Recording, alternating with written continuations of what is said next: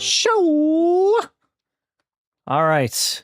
I hope, for all of your sakes, that today, tonight, this day, you are ready to fight.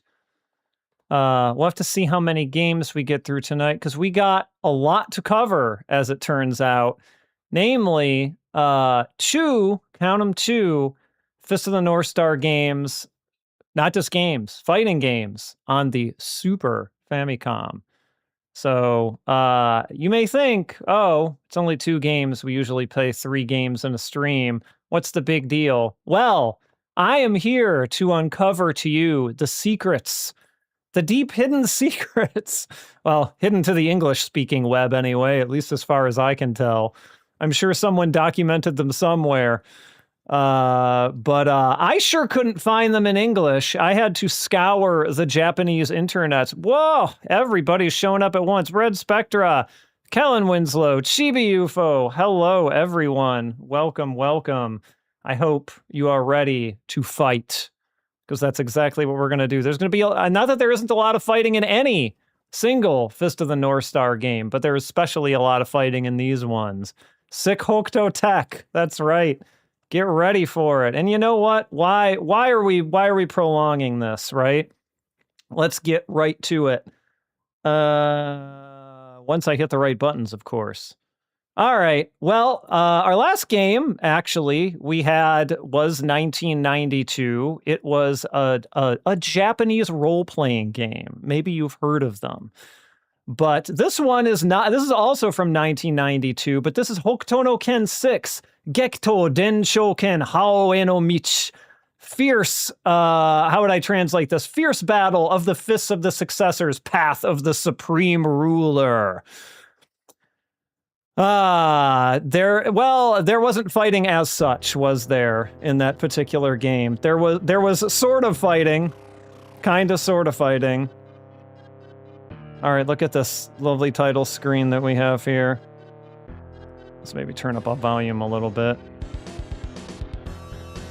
There we go.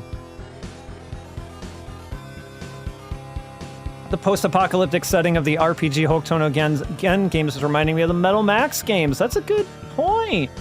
That's a really good point. Metal Max definitely does share some similarities there, doesn't it? Yeah, this is an extremely Hokuto no Ken subtitle. Look at this font. You can barely even read the kanji in it. It's so stylized. All right. So I thought about how I wanted to do this, because I actually want to cut up pieces of the stream and make it into a video after. So we're going to do this like this. I'm going to go into a free battle with a dummy CPU, because ain't no training mode in these games. This is 1992 home ports of fighting games, but ain't no such thing as a training mode. So I'm just going to introduce some of the basics against a dummy. And oh yeah, that big. I hope you like that slap bass, because boy oh boy, you're going to get a lot of it. We're going to introduce the basic concepts there, and then we're going to do some CPU battles. So it's not all just going to be, you're going to see some of it in practice too. All right, so let's see. I have a second controller plugged in here just for this purpose. We're going to go to 2P fight. Bing. All right, let's just use Kenshiro for the purpose of our demo here. And plus, would it surprise you to know that they made Kenshiro a very good character in this game? It doesn't surprise me. All right, let's see here. We'll pick Kenshiro for 1P, 2P, and actually let's introduce the characters here real quick, right? Let's show who we've got. From left to right, we of course have Hato-sama, he's playable. Finally, the boy, he's here, Ray. This is the first game we get to play as him as. I want you to all make note of that. It took Ray until 1992 to appear in a Fist of the North Star game. Souther, Rao, Falco, the most baffling choice of all, Kuroyasha. I challenge you, I'm sure there's someone here who does, who remembers who Kuroyasha even was? I had to look it up. I'm curious to see how many of you remember. Yes, what? That's the correct answer. Kuroyasha was, so this is in Fist of the North Star 2, so the second half of the series when he went to Ashura. Oh, imamade arigato, Ted Bob. Thank you for the resub. How many months is that for? It's been 4 months already? Dear Lord. Thank you. So Kuroyasha, when Kenshiro crossed the sea to the land of Ashura, the land of all the crazy martial artists, Kuroyasha was like his attendant or something. I don't really remember this because I've wiped most memories of part 2 out of my head, but what a baffling choice. Like, we've seen some baffling choices and some baffling omissions, right? But this might be the weirdest one yet. And finally, we have Kaio. I'm sure you can all call out some characters that are missing here, that should not be missing. Yes, second series. Absolutely second series. So we've got 3 whole representatives from the second series, not counting Kenshiro, of course, who is in both. So Kaio, Kuroyasha, and Falco are our second series representatives. So very notable omissions here. Toki, we've seen Toki in what, one Fist of the North Star game? He was in the Master System game, right? He was in Black Belt. We don't have Shin. And, you know, there's some other characters we're missing as well, obviously, of arguable importance, but, like, quite a few gaps. But we do have some, you know, brand new characters that we haven't seen before, so that's cool. All right, this is just gonna be, I know Toki, right? They just keep leaving them out. All right, this is just gonna be the dummy CPU battle, so it doesn't really matter who we pick. We'll go through all the characters and, all right. So, fundamentals of this game. So this game came out in 1992.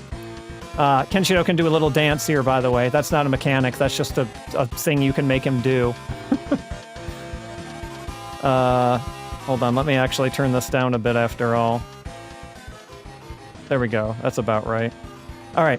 So, this is a 1992 game. This came out a few months after the home port of Street Fighter II to the Super Famicom. So that's about the age where we're at. So, customs had been well established. This game does not feature any quarter circle, half circle, any command-based special moves. So let's go over the normals first. So we've got Y punches, just a standard punch, B kicks, and of course you have crouching and jumping. Look at that jump, by the way. Woo! That's like a Marvel vs. Capcom height jump. Look at this. Almost going off the screen. And so of course you can do, you know, wah, like so. But and then your other button, your other main face button, is a dedicated anti-air button, if you can believe that. This is a button specifically for an anti-air move, which is not something you really saw too much. I can't think of any games, in fact, that had a specific button just to deal with an anti-air. And as for your face buttons, that's kind of it. But that's not all the buttons we have. So, R1, and this has to charge for some characters and it doesn't for others. So, you notice this gauge. Oh, look at that. Your special is not mapped to a command. It's mapped to holding down the R button, and you can move while you hold down the R button. You can even do other moves while you hold down the R button. So I can sit here while I'm charging, and I can, you know, throw out normals. I can do whatever I want. And then I can come in and ah-ta-ta-ta-ta-ta-ta. And you may notice that Kenshiro is glowing here. So what's up with that? So this is just specials, right? And I think you at least have to get up to the red charge on the meter. If you just do it to blue, it's not good enough. You say that did nothing like damage, but look at how little normals do. So, kind of your game... So, actually, hold on, let me release this. So, you'll also notice that under Kenshiro's health gauge is another meter, the tick-based meter, right? Those little hash marks. So, they can be green or yellow. Level 1 is green, Level 2 is yellow. And this is the Ogi, or basically your super, right? And so this is your L1. And so every character has 2 different versions, a level 1 and a level 2. And so if you press it, when your meter is charged up like this, Kenshiro goes into Muso Tensei, and then suddenly every move he does just becomes, you know, crazy like this, right? So, and then obviously Kenshiro also has a level 1, which we'll see in a moment. So, what else is there to go over? This game has crouching for most characters. We'll get to that. But there's no crouching block. Observe. Observe. I'm blocking with Falco right now, right? You can see he's guarding that, right? Falco's guarding my normals. Now Falco is now crouch, and I promise you, you can't see my hands, but I'm holding down back, okay? He could not guard that. That's because you cannot block in crouch. Which will be a problem for some characters more than it will be others, but we'll get there. Yeah, very similar to a Street Fighter 02 custom combo. I agree with that, Dark Tetsuya. So you can, I believe you can block specials. So let's just test that, and let's charge up Kenshiro's. Actually, we got to get closer. So Falco's guarding, and actually Falco's guard pushed him away, if you notice. So let me. The fact that Kenshiro got up on him and Falco was guarding, see, he gets pushed away and Falco takes no damage.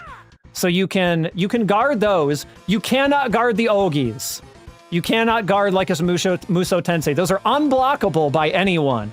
If you're in range for that, you're getting hit. Period. There's nothing you can do about it.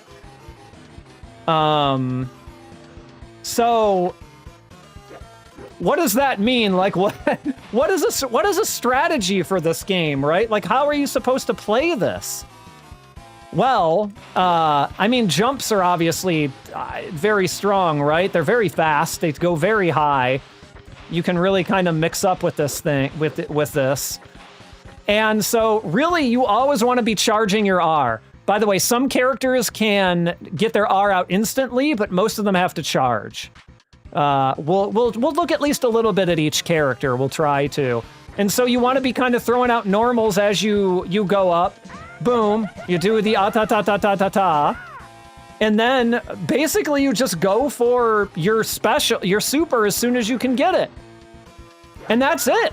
Like, normals really do not do a lot here. Like, they're only used to buy you time until you can charge your special to get to your super. Like, the strategy in this game is very simple, and that's probably why people think it's bad. Which means kind of every character plays the same a little bit. It obviously depends a lot on what their supers are, their level 1 and their level 2 supers are, but it ends up meaning that there's not a whole lot of character variation. And your game plan is all just kind of the same thing, no matter who you're playing as.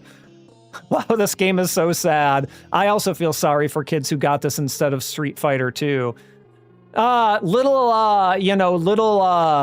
Yoshinori, he loved Hokuto no Ken on TV, and he wants Street Fighter. We'll get him Hokuto no Ken 6. The guy at the store told me it was a fighting game. It'll be just as good. No.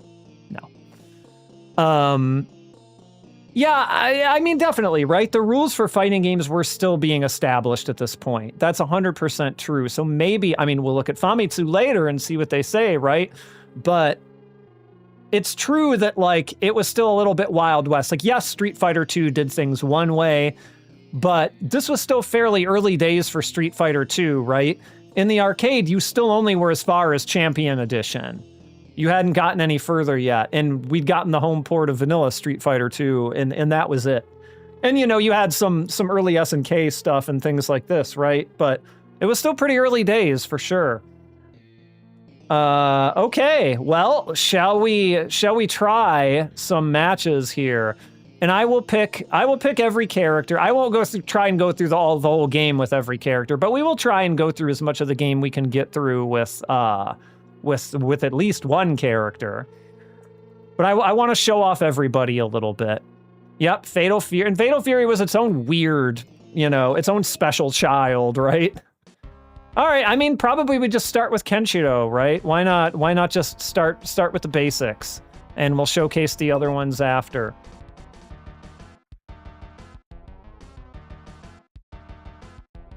And we get a little intro scene with both of them. And, you know, it introduces the character you're facing here, introducing Heart, and we get a little you know, dialogue trade between them here. And see, I'm charging, but he can knock me out of my charge, right? By the way, pause real quick.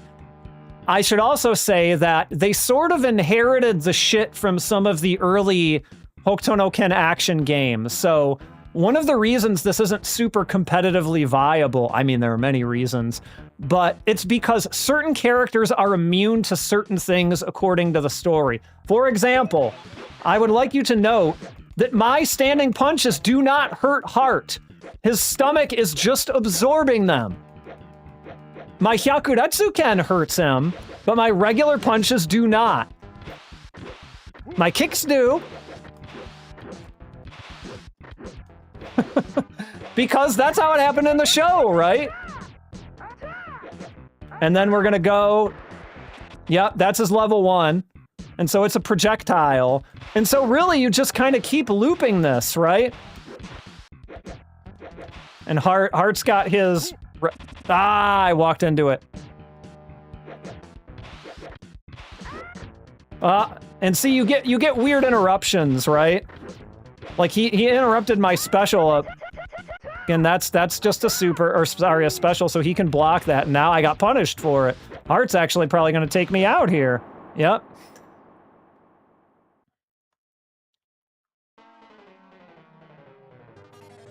Oh, I think this is a perfectly fine looking game. Like the sprites are fairly nice, I would say. I'm gonna continue. There's a reason to not continue, but we'll get to that later, and I have a save state that we can go to for that. Let's do a little more. We can do a little bit more respectable with that with Gekitō here. I actually managed to fairly easily against the CPU make my way through to the end, but the ending is a whole other story. We will get there. We will get there. All right, I got to be a little more on the ball with charging my specials here. So what I mean, generally what I do is I kind of will jump in with kick normals until I get my chance to kind of seeing like, why did he interrupt mine? I don't know. Who's to say? And so yeah, we can get that off on him now.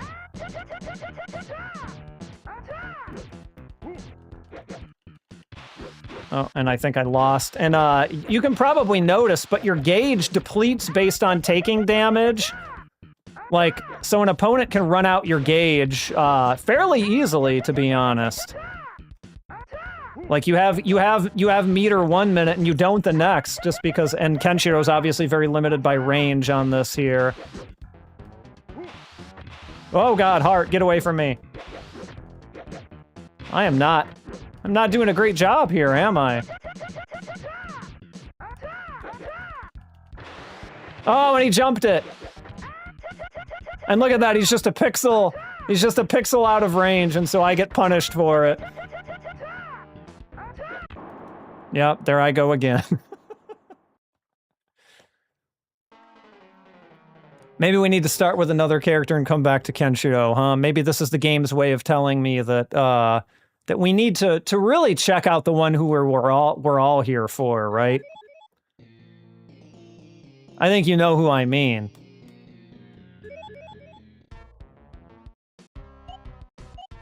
Hey.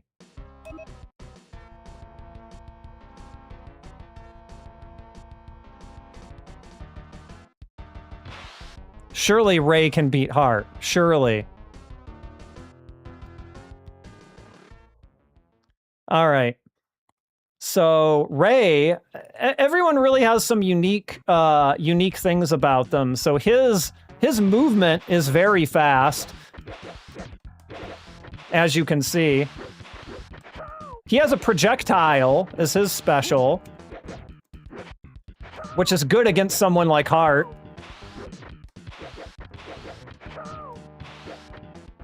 Because you can kind of use Rei as a little bit of a zoner, really, right? And there we go. Boom, boom, boom, boom, boom, boom, boom, boom, boom. And like, yeah, that wasn't necessarily a ton of damage. But like, look at that jump. Look at that jump distance. So I usually kind of run hard around here.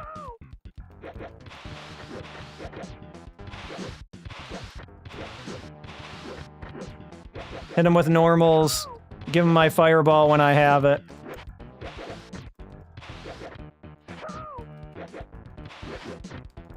And usually you get some kind of a sign. You get like the aura, or whatever you want to call that, over your character when you're ready for a super.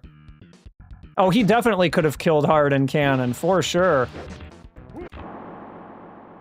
And you can kill characters with normals in this game. It doesn't have to be a super or a special or anything like that.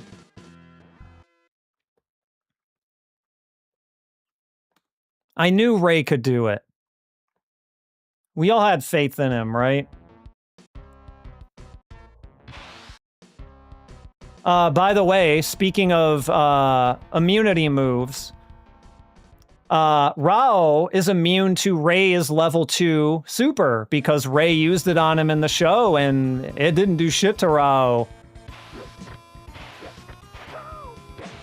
Souther, by the way, unless you hit him with a special or a super, cannot take any damage from normals until you hit him with a special or a super. Which, again, fits with Souther's story, right? But makes him, in a way, for like a competitive nightmare, right?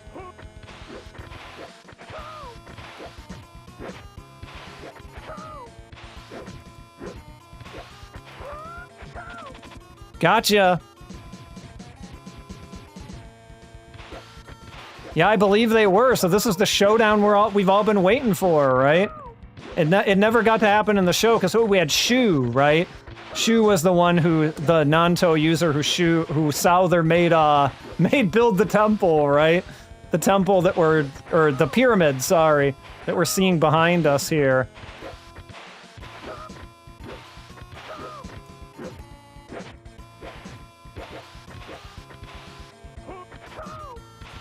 Also, interestingly, none of Rei's standing normals are kicks. They're all punches. Oh, I had a thing there that I wasted. Oh, it canceled me out of it. Like, the rules are very fast and loose in terms of what, what cancels what, I feel like. Souther, you're just zoning me here, man.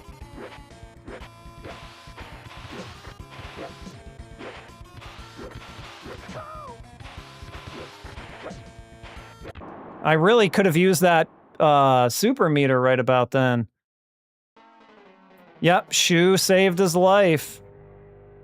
Yeah, it makes for an interesting layer to the game, but for anyone trying to play this competitively, like, it just had to be a nightmare, right? Like, what a weird... Can anyone else think of any fighting games that did a similar thing, that had these weird, like, oh, some characters are immune to other characters' things? Like, I can't.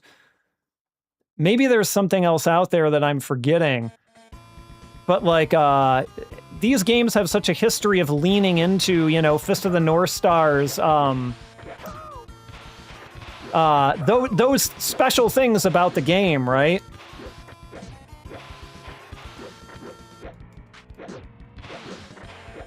So I guess they figured, what was a Fist of the North Star game without that?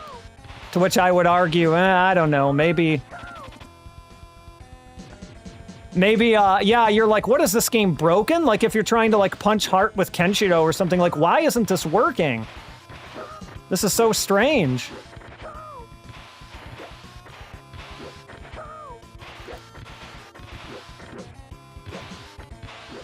Souther, get away from me with that shit.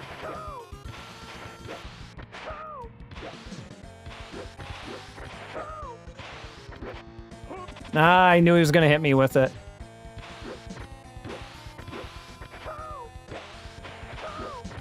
And now, like, my gauge is basically gone. It's way harder to build up gauge with Rei, though, because, unlike Gekitō, I think it's per hit. Per hit builds up the gauge faster, and so Gekitō's Retsuden is just much quicker at building up meter, which is kind of why Gekitō is one of the best characters in this game. Like, it's cool that Rei can zone and all that. Don't get me wrong.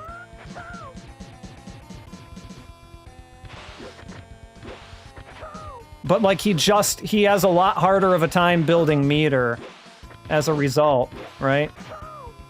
I don't want you to hit me with that, Souther. I would prefer you didn't. There we go. I certainly haven't played all the Dragon Ball games, so I won't claim that there wasn't one that did that, but none of the ones I've played ever have. I can tell you that much, at least.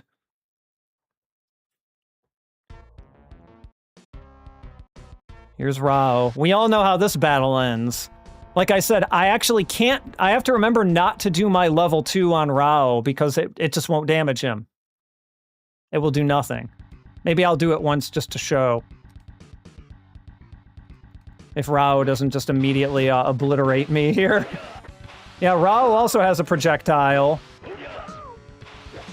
Which makes a good case for him being a very viable character in this game. Sorry, that was my second player controller disconnecting. Let's see. Okay, well, he just straight up moved out of the way of it, so, you know, he can do that, too. Maybe that's why he's invulnerable to it. He's like, what are you talking about, Rei? I'm just gonna move out of the way of it.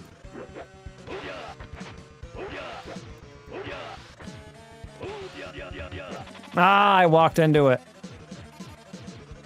Rao's move did pretty good damage there, I would say.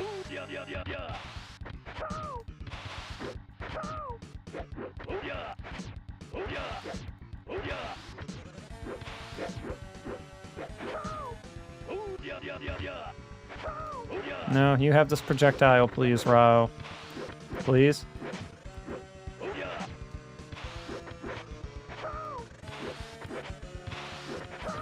Please.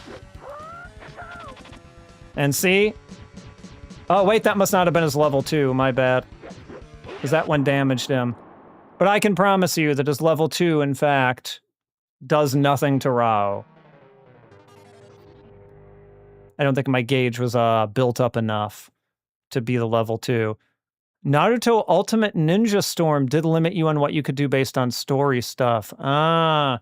I mean, you can kind of see why that might not be a popular thing to do, right? I feel like. Like, even though it's kind of a cool story thing, like, I feel like people want that in their action games way more than they would want that in a fighting game, which they would potentially be playing against other people. But I don't really think they were giving that proper consideration. I mean, it could be because, you know, it's very well known at the start of the Street Fighter II generation, even in Japanese arcades. Japanese people did not like playing these games against each other. They initially treated them as, you know, single-player battles against the CPU, right?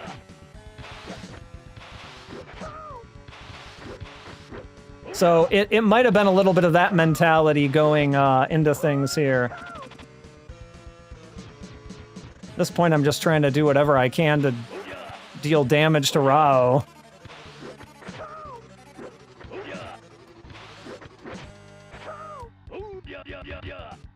I think I'm just out of range there. And see, like, look at the weird hit detection in this, too. Like, I was right on top of Rao, clearly hitting him. And, that sure isn't really how that happened, was it?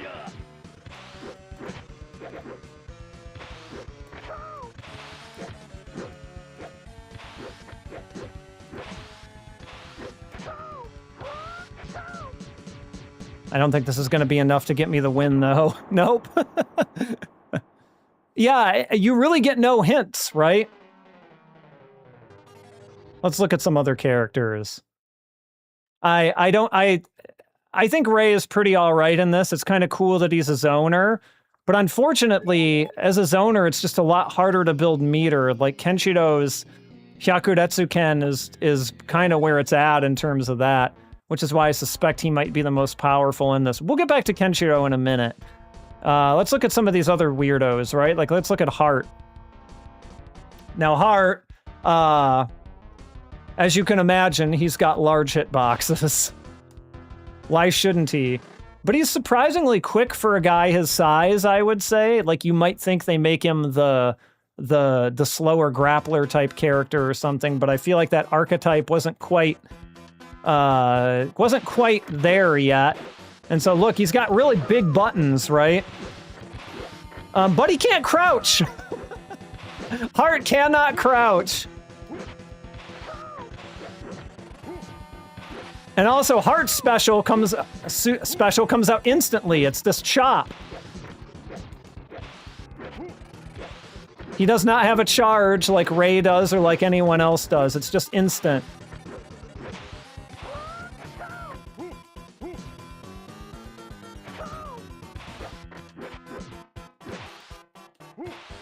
Oh, Ray, you ducked it. You dodged it, man. Come on.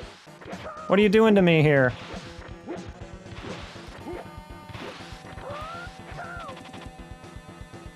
He can jump. That's true. Heart can jump. He had that problem last time. But they had to do something to him. They're like, oh, he's a big guy. We gotta take something away from him. I still do not think Heart is very good in this game, though. I think he's probably one of the weaker characters there are, because look at how close you have to be to take advantage of that special. Like, Heart's just got a real hard time. No one is immune to anything that Heart does. Heart is only immune to Kenshiro's regular punches. But, you know, Heart's got enough working against him as it is, the poor guy. Let's look at some more viable characters. So we looked at Ray. Well, how about Souther? Now, as I said about Souther, until you hit him with a special or a super, he cannot take any damage. Because of, you know, the thing, that's how Souther do. But that said, he has pretty low attack power overall, I would say. Like, his attacks do not do a whole lot of damage. See, he's just kinda...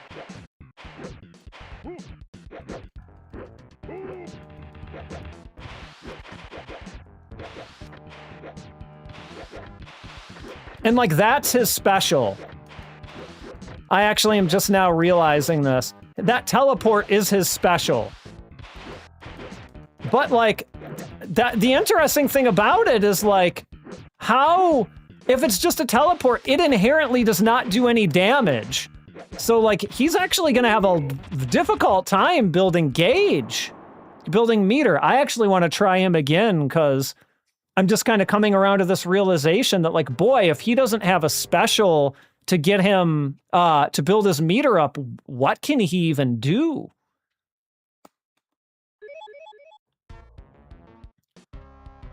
Yeah, you would think that they made Souther a little bit more, but he's just a very strange character in this game. Like, he initially seems really, really powerful because, like, oh man, I gotta land a special or a super. But it's not that hard to land a special.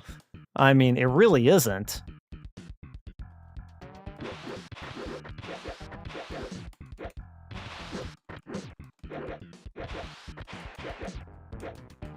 There's Souther's anti-air, by the way, just as a straight-up fist. But, like, I guess you're really meant to... You're meant to teleport in on him and surprise him with normals, I suppose. But, like, look at how quickly his gauge depletes, because, like, he takes damage, right? And then so I guess you can kind of cheese it by doing things like that, right? And so now he's got this, and so he can do his projectile. But you're really just supposed to kind of get him and cheese him with normals.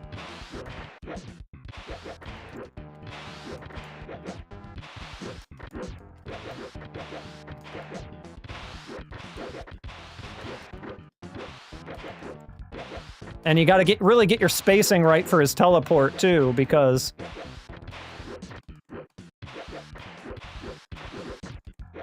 But all in all, I would say you're in for a little bit of an uphill battle if you really want to, you know, main Souther here, in my opinion.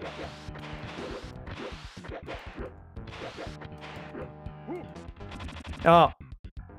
I ate Heart's, his bloodthirsty rage charge or whatever. Whatever you want to call that.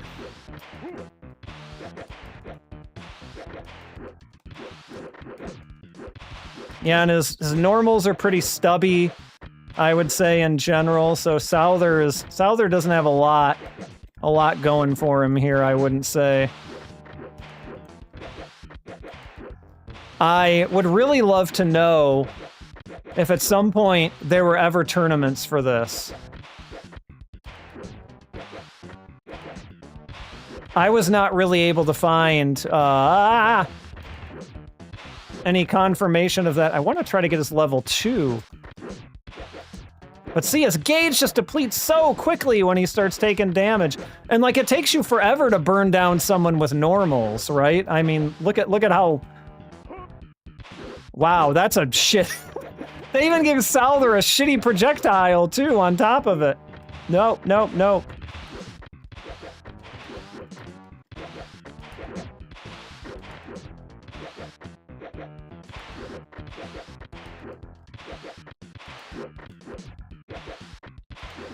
Let's see if I can... No, Heart got me. So yeah, Souther, not great. Not great.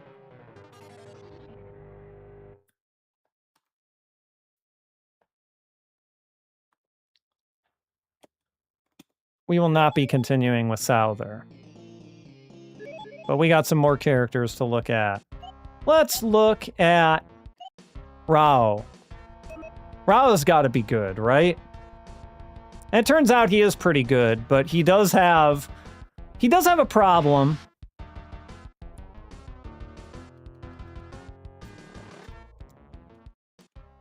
Remember how Heart couldn't crouch? Well, neither can Rao. So that's a thing. But his normals are really good. Like, look at the distance on these, right? And he's got also a projectile. And one that does really a good amount of damage, I would say, even though it's slower. Like, you can kind of bully him with crouching attacks. Not that the CPU is smart enough to do that. So, I mean, there is that. There we go. There's his ultimate. And look at that. He's almost dead. Boom. Screw you, Heart. You ain't got nothing on Rao. Right, yeah, I mean, no one could, right? No one could take him out. So I guess that was the concession that they gave him, like, okay, we can't make Rao like the ultimate invincible character, so we gotta give him some kind of nerf, which I guess would be not being able to crouch. So if Ray got up on me and started crouch attacking, I'd have to, like, cross him up or something. I wouldn't be able to really defend against that. I wouldn't be able to guard it because there's no crouch guard. Ray's projectile is faster than mine, which means he can stuff me, potentially. And, like, he's doing a pretty decent job of it, I would say. Like, he's kind of getting up in my face and using his speed against me, which is what really he should be doing. Oh my god, I got hit by the hitbox of his attack in back of him. I don't know if you all saw that. What a hitbox. Sorry, Ray.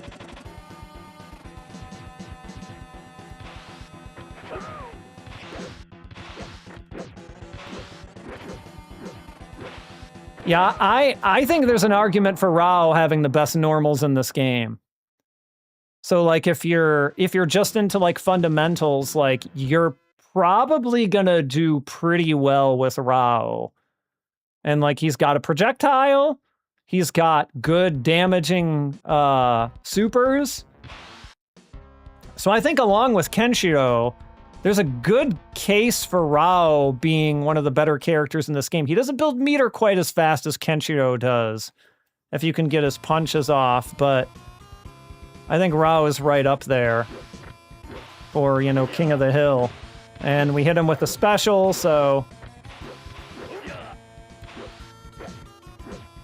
Like, look at that kick.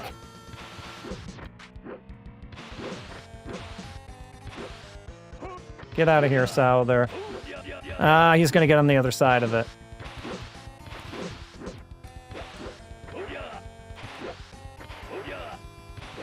Booyah!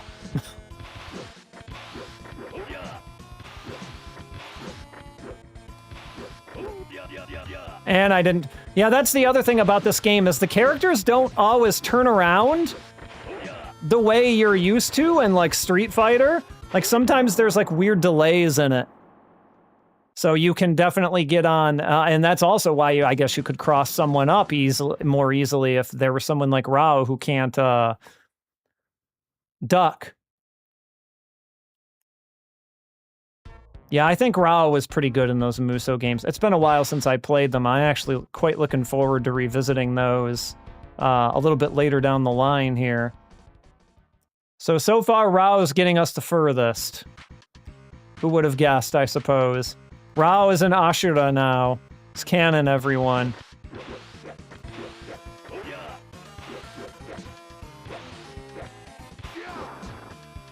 See, did you see how slow he was to turn around there? There was just that little delay.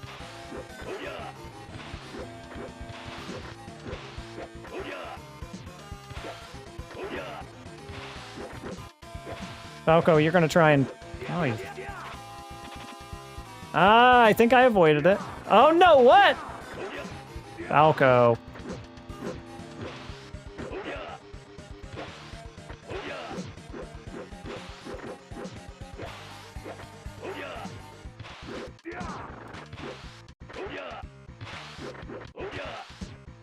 There's no way Falco can beat Rao, right? Come on. Let's get serious here. He depleted my gauge. Come on. No! He got behind me. It's amazing how you can stymie Rao just by getting behind him. I'm just trying to build meter at this point.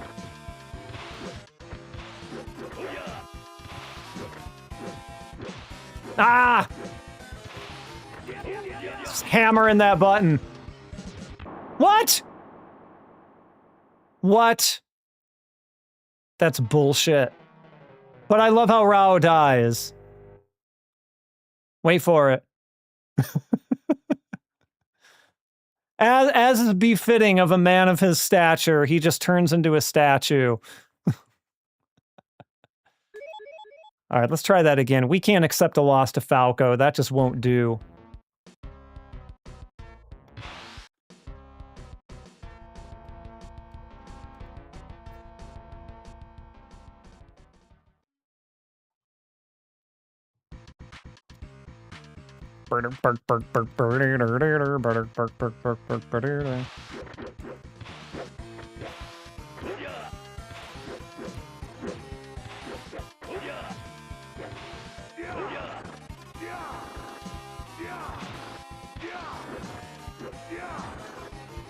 I feel like it's not letting me guard his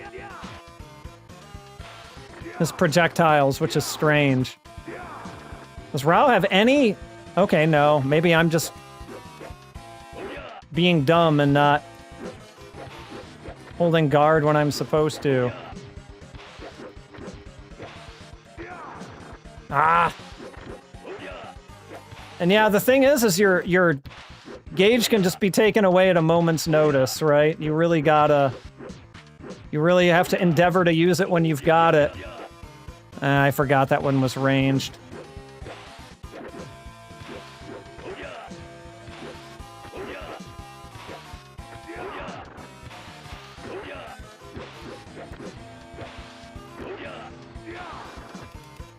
Oh, and I lost it just as I jumped in on him. Did he hit his first again?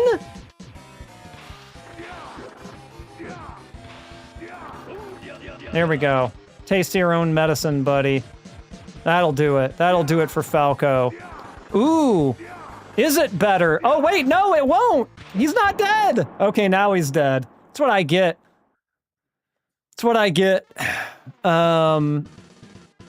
Yeah, Rao was supposed to go to Ashura anyway. That's true. Sup, Steven Cusick, how are ya? And that's Alex, that's a good question. Is this better than the Ranma 1/2 SNES game? It's been a long time since I played that, so I'm curious what people who are more familiar with that game would think. Now we're facing Kuroyasha, you know, the character that surely everyone remembers. And I mean, Kuroyasha is pretty short, as you can tell. And I believe Kuroyasha's thing is that he nullifies Kaio's level 2 super, which is a thing that I guess sort of happened in part 2, which I just don't remember, again, because I don't remember part 2. We'll look at him in a minute, but Kuroyasha also not a very good character in this game. Does not really do much damage, even though he has a small hitbox. So Kuroyasha isn't like the secret best character in this game or anything. Don't get too excited there.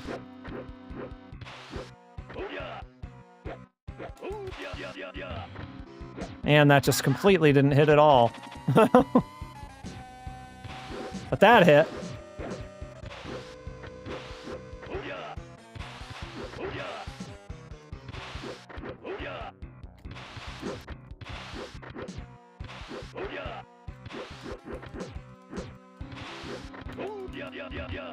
Ah, that's right. I never remember which one's the level 2 and which one isn't.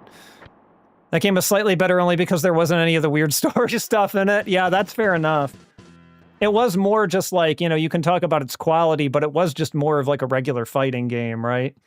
It didn't shoehorn in any of this weird, like, oh, Ranma can't damage so-and-so because in the story. Here it is, Kaio versus Rao. The fight you've all been waiting for.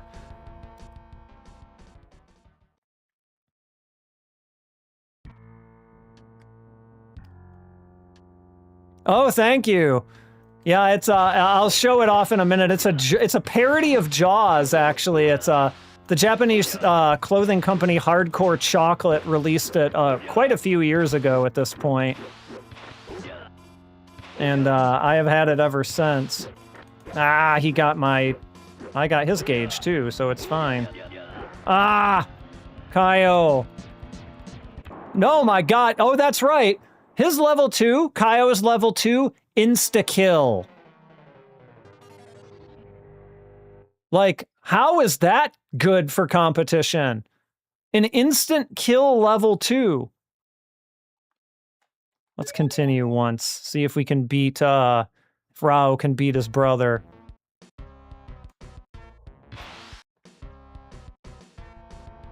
Kaio also nullifies Kenshiro's level 2 Ogi, meaning that he needs to use level 1 on him all the time.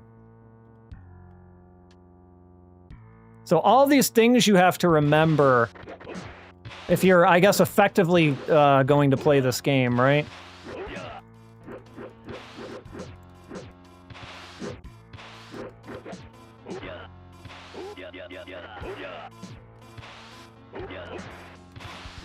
And Kaio has the same projectile as you can probably tell.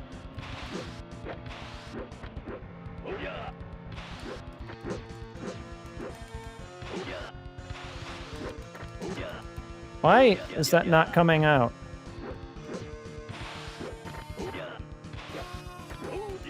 There we go. That should be in range. Maybe? Yep, there we go.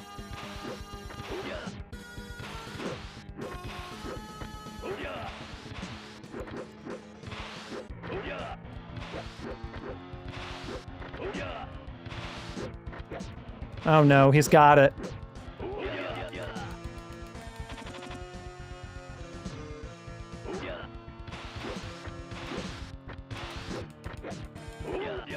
Oh my God, he pushed me away? No!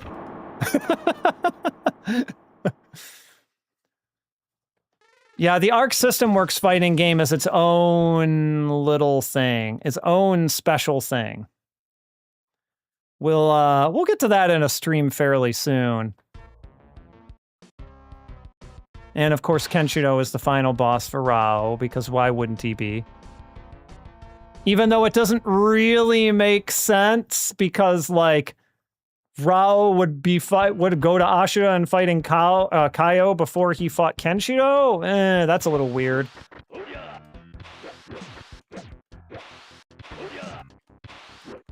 But, you know, whatever. We'll allow it. He's gonna be a little out of range. Oh, maybe not.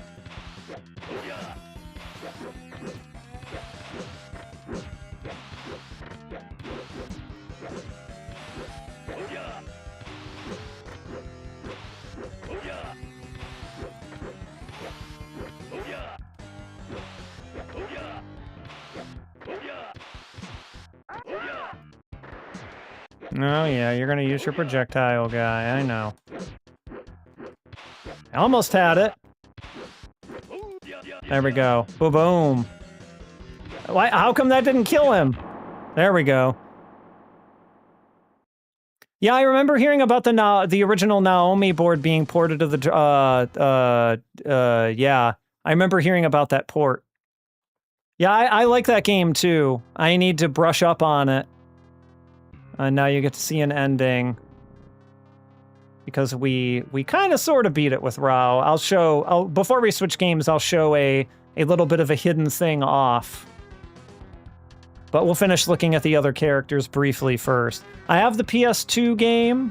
When we emulate it to play it on the stream, I'm not sure which one we'll emulate. Maybe I'll try and see if I can run the Naomi game. Should be okay.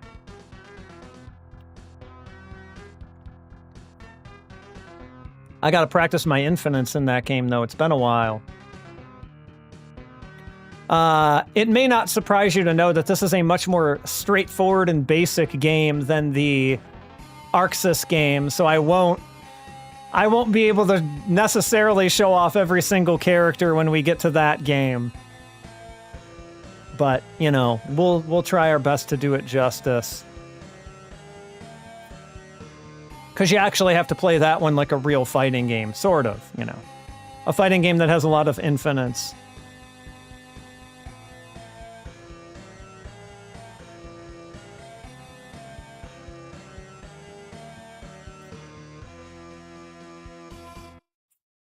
Rao walking all the way back. Let's challenge 0 continue clear. What does that mean? What happens when you get a 0 continue clear? You know what? Before we show off the other characters, let's just look at this, okay? So you may ask what happens. All right, what is it? Is there another boss? What's going on? All right, so here, I've beaten Kenshiro with Rei. Migoto da, Rei. Kenshiro says. Good job, Rei. What happens?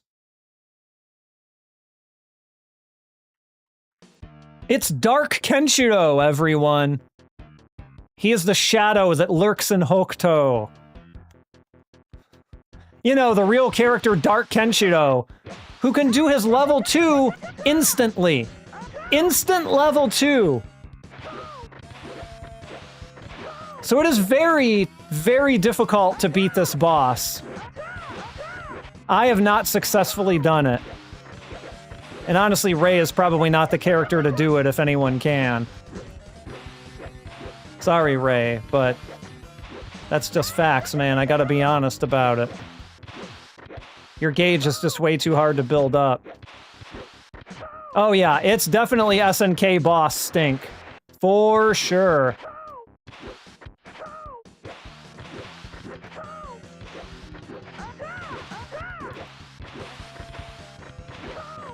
They were into some of that nonsense here.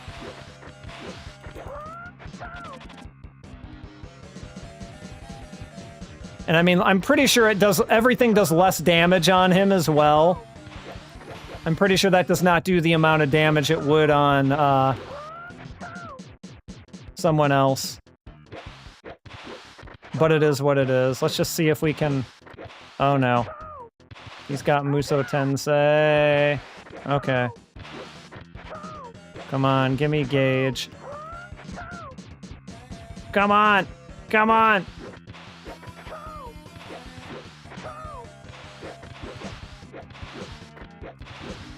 Oh no. No! Oh my god, I jumped it. Ah!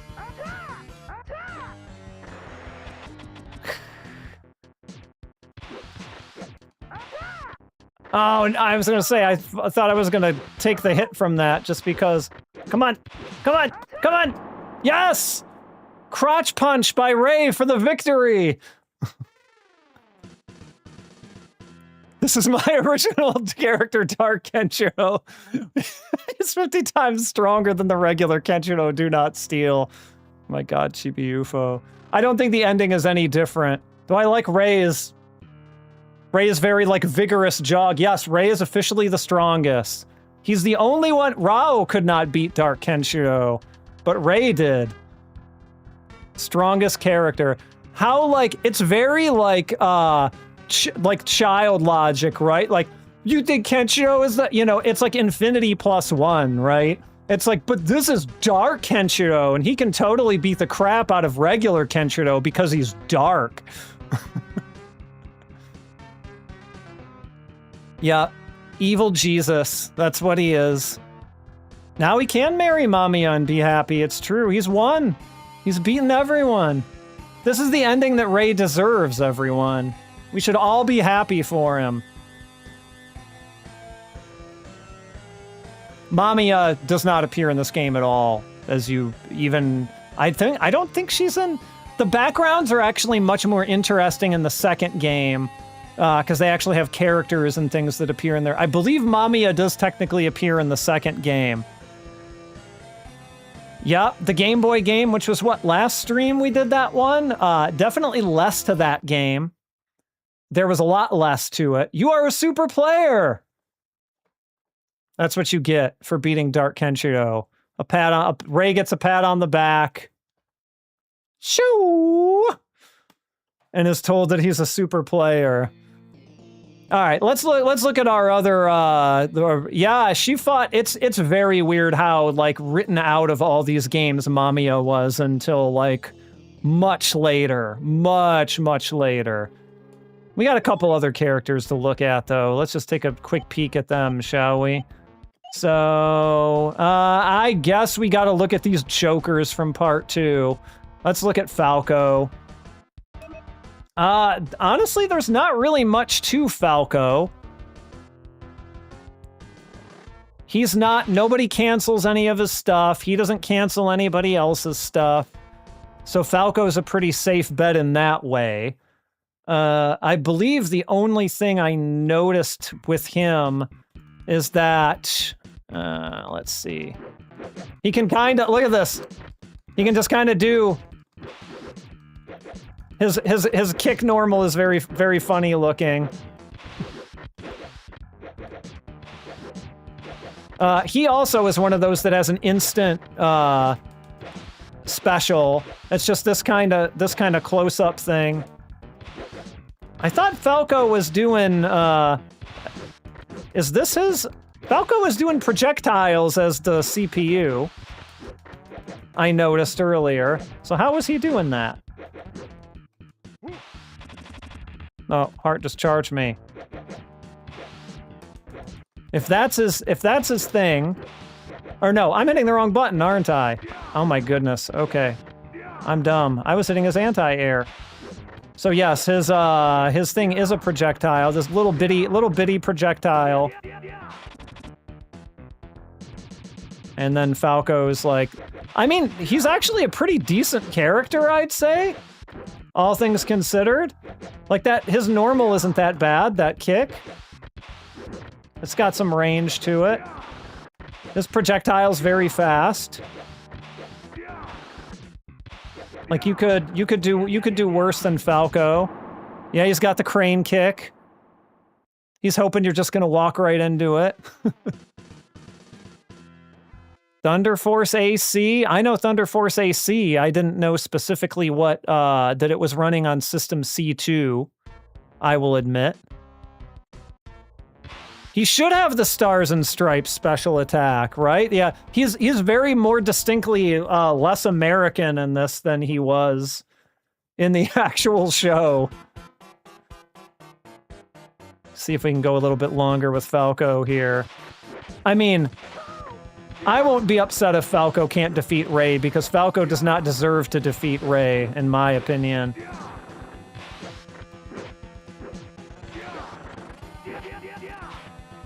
Where is that even? I was gonna say we were in the middle of like cross-up hell there. Where was that one even gonna hit?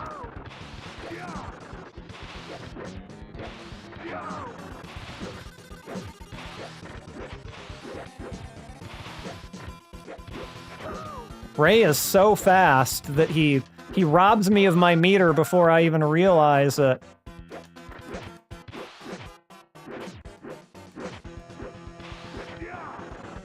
And I didn't actually turn around there in time.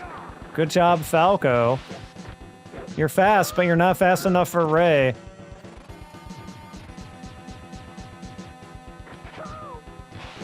Who, as we've established, is canonically the strongest. There's really no debating it from this point on, right? Like, we've essentially proven it.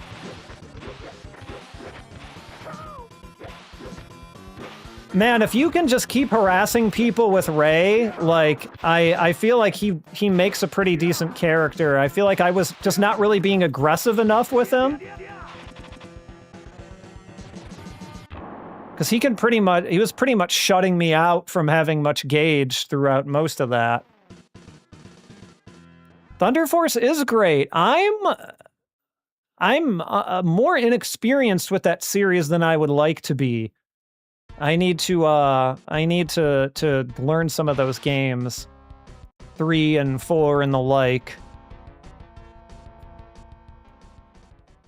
So not any intention to it. It's just a series that I've never really gotten to. What a weird match Falco versus Souther is.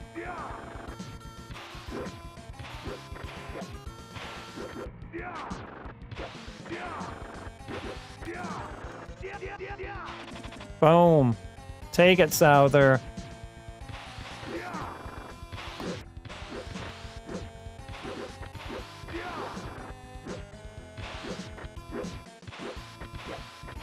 I would prefer... Well, okay, I guess I have no choice. As he poses for his crane kick right in front of Souther. Walk into it, Emperor.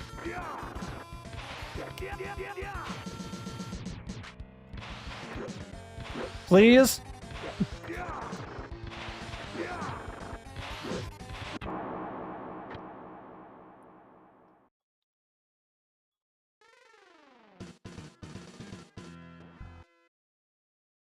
$5 for the Saturn and Working Designs brought out Thunder Force 5 here on the PS1.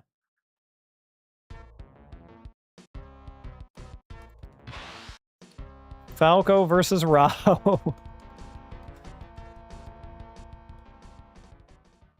After this, we've got 2 more characters to show, and then we'll look at this game, we'll rank it, and then we'll go on to 6.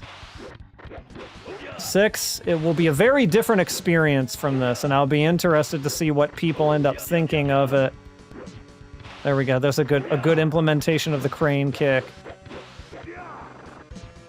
Falco's little tiny projectile compared to Rao's massive one. Not that we're comparing sizes or anything.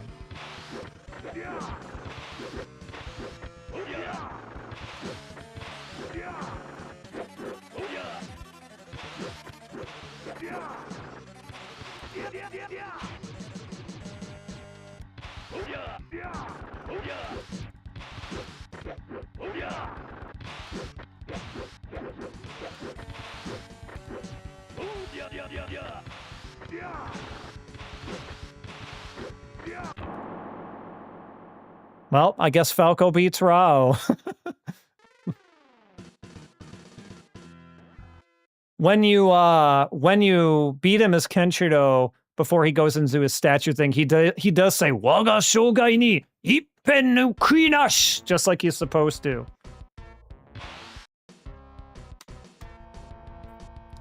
And I guess these two fighting each other makes a little more sense because they were both in Ashura. Even though not a soul alive remembers who Kuroyasha is. Including me. Because why would you?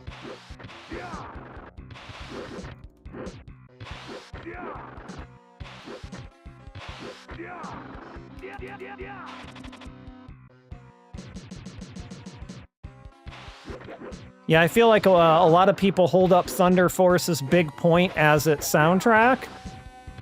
That series has a lot of like good heavy metal stuff in it, which I certainly can always appreciate.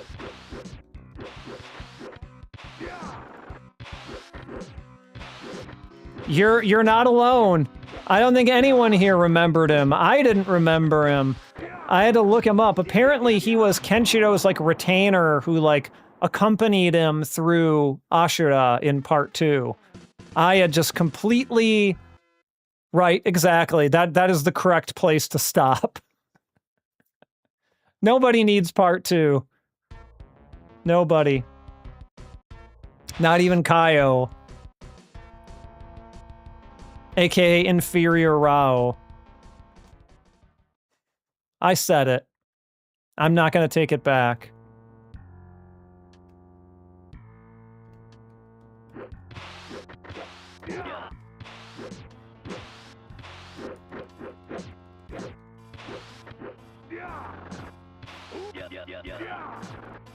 Yeah, sorry, buddy. Okay, maybe not sorry. Your projectile's better than mine. Ah!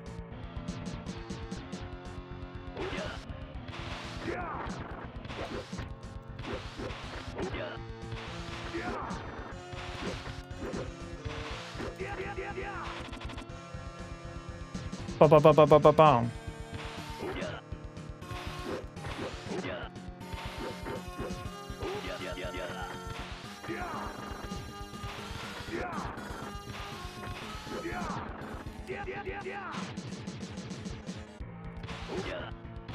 But yeah, I mean, even if you're not Kenshiro, the strategy sort of remains the same, right? Like, bide your time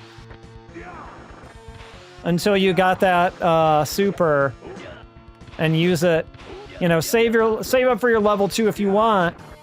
It's kind of up to you how you do it. But the supers are really the only thing that does any kind of real damage.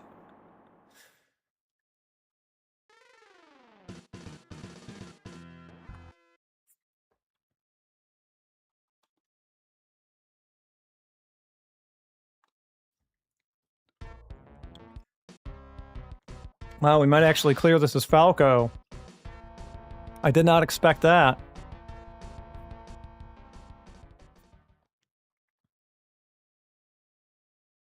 Clocking in for your shift, Maddie. You're late.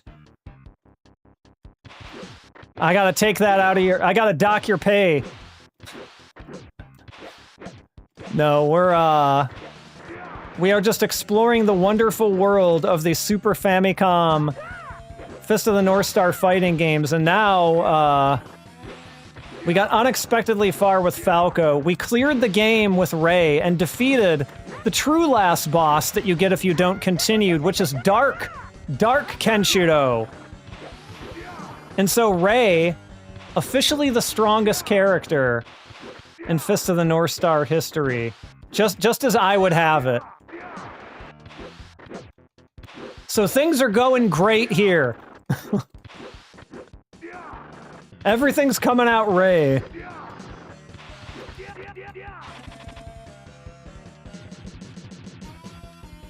Let's see how far Falco can get, though. You got a couple more characters to look at here, and then we'll be on to our second fighting game of the evening.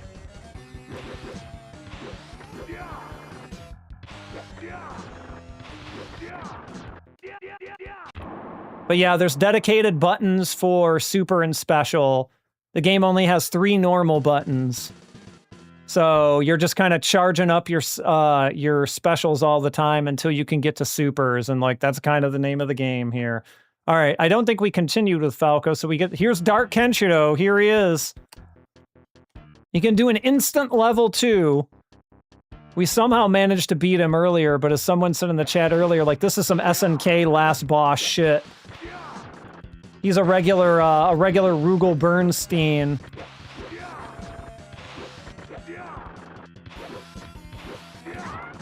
Ah, look at that. From behind. An instant Muso Tensei, which is... That's just dirty pool right there.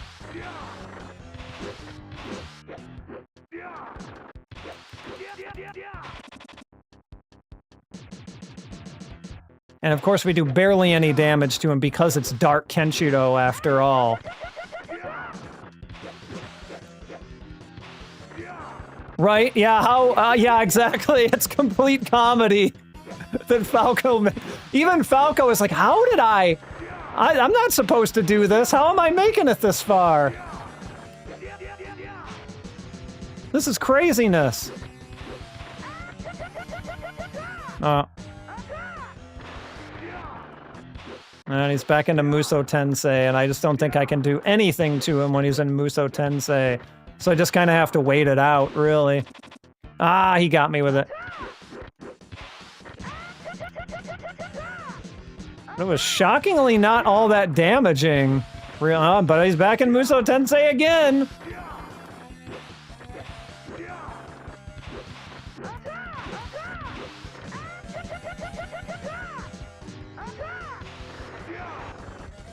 What? One day he will not be in Muso Tensei.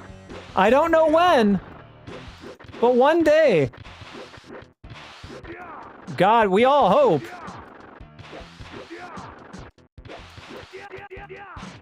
Come on. That still didn't kill him. Well, ladies and we can't put him above Ray, but ladies and gentlemen, your very shocking victor tonight. It's Falco. Second strongest, apparently, just under Ray.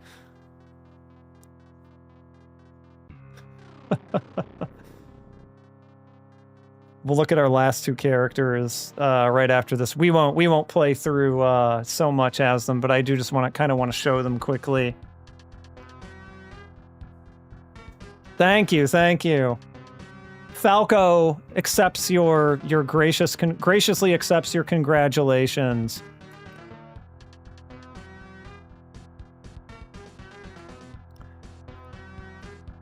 Yeah, I also finished watching the season of that Amazon show that's out, the new Fist of the North Star, and I ended up liking it pretty well.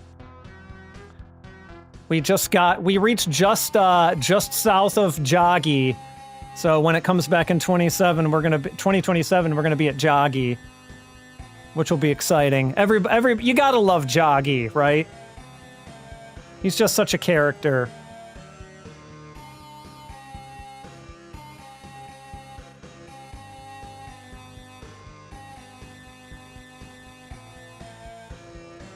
And I haven't gone back and watched that original show in a while, because it takes quite a bit of time to get through.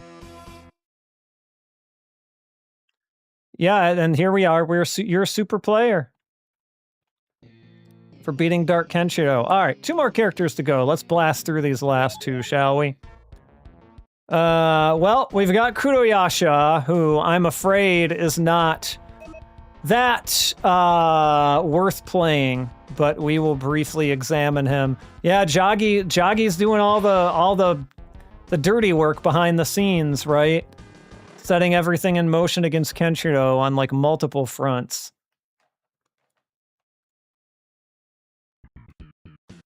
Now, obviously, Kuroyasha is going to be harder to hit because he's he's got kind of a little bit of a longer button there with this, so that's kind of neat. And I actually got meter just off of doing that, but not much damage, I wouldn't say, in the grand scheme, right? And his special is just this flip. Just a flip. That's it.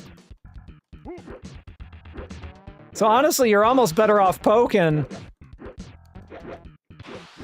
And I can bully Heart by the fact that he can't block low. And then do my thing. Oh, I didn't hit it in time.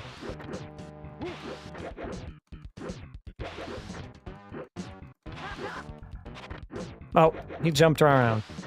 So yeah, I would not say Kuroyasha is going to have a very easy time of almost anything, as you can see. He's kind of hard to get much of anything going with. He can't even beat Heart, for God's sake. Shameful. Shameful. All right. One last character to take a look at. And that's Kaio. So as you might expect, Kaio is in many ways just a copy of Rao. I do believe they allow him to duck, to crouch. I think he's quite a bit slower even than Rao, and I think his normals are maybe the weakest in the game, but all of this is possibly sort of made up for by the fact that his level 2 is an instant kill. And let's see if I can demo that at all. He's got Rao's kind of projectile. If I can get some meter here, which Heart's just getting all up in my business here.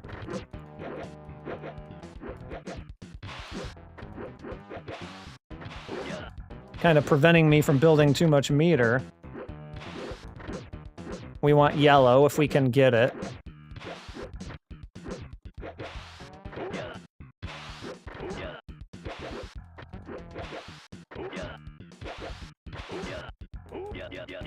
Here it is. Instant kill. No, maybe that wasn't... Did I not do the level 2? Maybe I didn't do the level 2. Thought I did. But you saw it earlier in the stream. His level 2 basically took me down from near full health. What do we got here? Mitsuyasu Chiku, who did the music for this and 7, was a guitarist, vocalist, and founding... Ah, that's right, Jaywalk. I forgot they had some involvement with some of these soundtracks. Yeah, they're definitely rock compositions through and through, right? Like, you can hear that very clearly.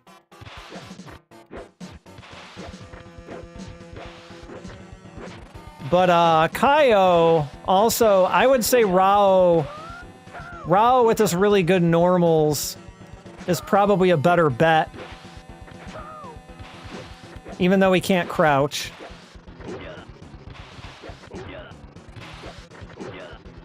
Than his inferior older brother. Or older? I forget which one of them's older. If they even discussed that. And there's his silly punch.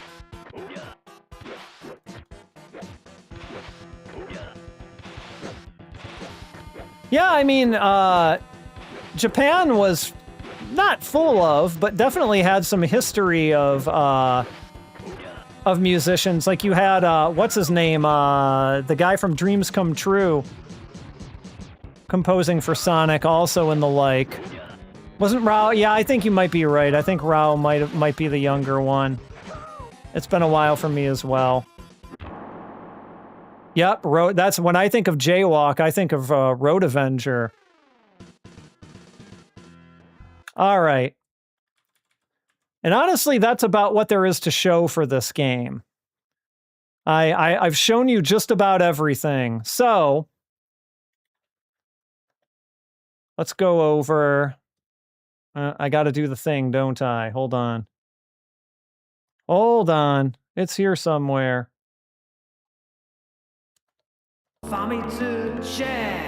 There it is.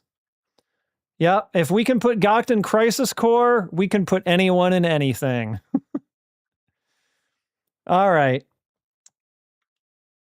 Yes, Masaya, was that his name?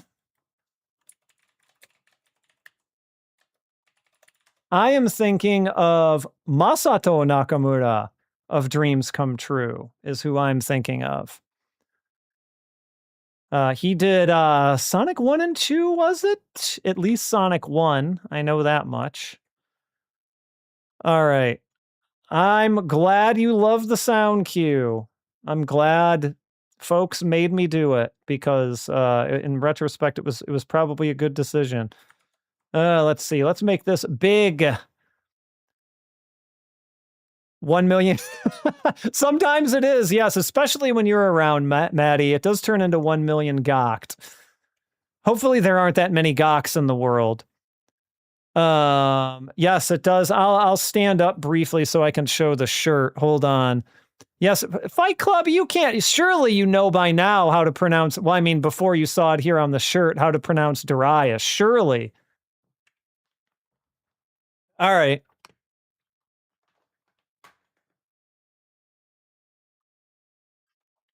There it is, the Jaws parody. Yep, it's a Jaws font because the whole thing is a Jaws parody. As you can see, I liked it. I thought it was a cool design. No, Wavelink, I do not want you to install an update right now while I'm streaming. Thank you very much. Okay. See, yes, Gradius is another great example of how to Gradius? Hold on, I'm running over the cord of my my stick here, which is something I should probably avoid doing if possible. All right, so we saw Hokuto no Ken 6 there a minute ago, but let's just take a look at what else we had. Yes, as Starlight Midori Land picked up, it's Power Rangers Kyoryu Sentai Jurenja, which was that particular dinosaur season of Power Rangers, or whatever name you want to call it, that particular tokusatsu thing. Let me zoom out one on this just so I can scroll down a little bit easier. And boy, did it get middling scores. 5554. I played the Super Nintendo one. I have never played the NES one. So I have no, I mean, it seems to not be very good. Let's see. How do you pronounce this? SWIV? Swiv? This is also not one that I particularly know, though it does seem to be a shooting game, as they say. Oh, this is a known quantity, okay. Oh, we're singing it. Jurenja, Jurenja, Densetsu do Senshitachio, right? Something like that. It's been a while since I've seen it, but I think I got the melody right. Super. Oh, there's Super. Is there also a Super version of this? Super Swiv?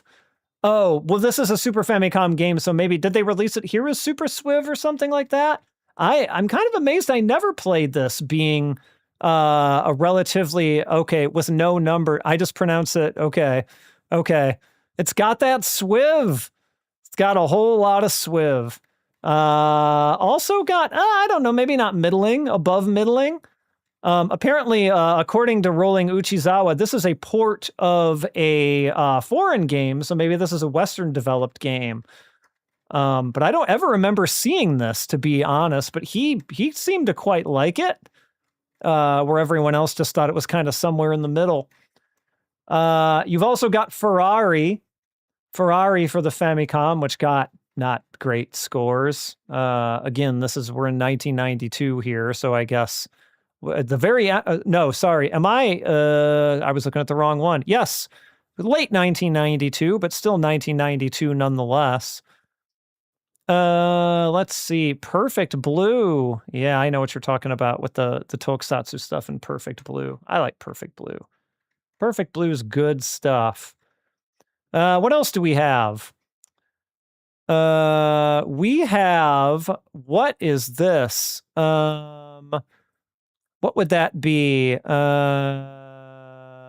Say something wait, hold on. Oh, Saint Paradise? Okay, Saikyo no Senshitachi. Okay, is this a Saint Seiya thing, or is this, I don't think it is, though, right? I don't know much about Saint Seiya, I'll admit. but I don't think what you call that show in Japanese, if I'm remembering correctly. This got a 6, a 5, a 5, and a 4. No great shakes.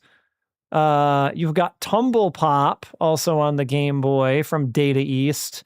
Straight 5s? No, 5, 5, 5, 4. What else? We've got, Human Grand Prix from Human Entertainment. Unless that was brought west as something else, I don't think I have played this. This particular Human Grand Prix, this particular one appears to be on the Super Famicom, from what I can tell here, though there certainly may be a Sega CD game of it as well. 7776. We got, what is this? I thought this was a soccer game, but this is a quiz game on the Super Famicom. What is that? America Odan Ultra Quiz. So like America Crossing Ultra Quiz. 6775. We've also got our game in question, which will come down to, it's F1 pole position. Okay. Maybe I have played that. I'm not even 100% sure at this point. My Super Famicom racing experience history is all a bit of a mess in my head here. Before we get to Hokuto no Ken, let's just take a quick look at everything else. Michi no Magical Adventure. Was that just called Mickey's Magical Adventure? I can never keep straight what they name the Mickey Mouse games here and there, and every in the West and in Japan and all that sort of thing. Hold on, let me just adjust my share arms here. I knocked one of them out of whack. There we go. I think that's good. All right, Mickey's Magical Adventure, which is pretty decent scores. Oops, I went down too far. 8787. Now we got a lot of games in this cross review thing. So forgive me if I'm being a little bit brief, because we do have some stuff to get through. Formula One World Championship, Beyond the Limit. All right. Taiketsu. Hold on, my brain is like trying to wrap itself around this katakana. It's like not connecting for me. Budas Numbers. No, surely not. But anyway, it appears to be some sort of a maybe okay, maybe not great fighting game, but you have a lot of people calling it a Street Fighter 2 type versus action game here. You also have Wizardry 5 on the Super Famicom, which this is Japan after all, so it's kind of, okay, brass numbers? Yeah, that just didn't, that's what I was thinking, but it just didn't really make, like, what the fuck does brass numbers even really mean? But I guess it doesn't have to mean anything. Maybe not. But Wizardry 5 got pretty good scores, as you would expect from the country which respects the Wizardry legacy so much. What is this? Hiro Senki, Project Olympus, which is a thing for the Super. Oh, this is a Konpachi Heroes game, I think. Yep, because you've got your Ultramans, your Gundams, and your Kamen Riders. This must have been when they made it into an RPG. But also pretty decent scores. Like somebody gave it an 8. 8, 7, 6, and 7. I have not played this one yet. I've only played one of the beat 'em ups. But wow, pretty solid for something that's licensed like that. What do we have here? Columbus, Ogon no Yoake. So I assume this is like Christopher Columbus, known good person Christopher Columbus. And I guess his various adventures on the Famicom. I've got to assume this one got an international release, or at least a Western release. Columbus Golden Dawn or some such thing is what you would translate that into. And boy, it got scores benefiting of the name of Christopher Columbus, befitting, I should say, of the name Christopher Columbus. I guess 4s all across the board. What we got more things here. We got PC Genjin. This is just called PC Genjin Series, PC Denjin, which, what did they call that? They didn't call it PC Denjin. They called it, oh God, it's right on the tip of my tongue. Someone will give it to me. Airzonk, thank you. Those are pretty decent games. I like those pretty all right, though it's been a while since I played them, and they got pretty decent scores, 7.675. Was it actually called Columbus the RPG? That was the name of it? That's okay. All right. Speaking of the PC Engine and the Super CD-ROM, Psychic Detective Series Volume 3, Aya, 7564. I assume this is like an adventure game type thing. Yep, it is indeed. So probably a menu-driven adventure game or a cursor-driven adventure game would be my guess. Giving Airzonk a 5. We're a little. I mean, it got pretty decent scores apart from the 5, right? So I don't know. I still think that's probably a pretty decent showing for Airzonk here. It was an FM Towns game. Interesting. So it must have got a PC Engine CD. A PC Engine CD port at some point. This is a lot of kanji, but this is Sangokshi. I can tell you that at least. It is a Romance of the Three Kingdoms thing on the PC Engine CD-ROM, and you all kind of know how those be. 6665. Yeah, I like Airzonk. Airzonk's good. I would rather play Airzonk than Bonk's Adventure. That's just a personal preference, and I don't dislike Bonk's Adventure or anything like that, but I would rather play the shmup, personally. Afterburner 3, easy to forget that there was an Afterburner 3. I certainly forgot until just now, but it was on the Mega CD, the Sega CD, and it got 6665. Has anyone ever played this? I am not a person who is good at Afterburner games. I would like to change that someday, but I don't think I have ever touched Afterburner 3. But what is this? Is this Denjin Alesta? Nobunaga and his ninja force is the actual subtitle of it. I did not realize that the subtitle of it was actually Nobunaga and his ninja force. In English. Yeah, the Bonk games are, I mean, I guess they're floaty by design, right? Because you're supposed to use the turbo function to just kind of have Bonk, floating along or whatever. But this particular Alesta game on the Mega CD got 6675. It's been a while since I played this. I really like the Alesta series in general. Yeah, Denjin Alesta, I remember looking, was it really long? It's been a while, and I don't think I'm not even sure that I've actually cleared it.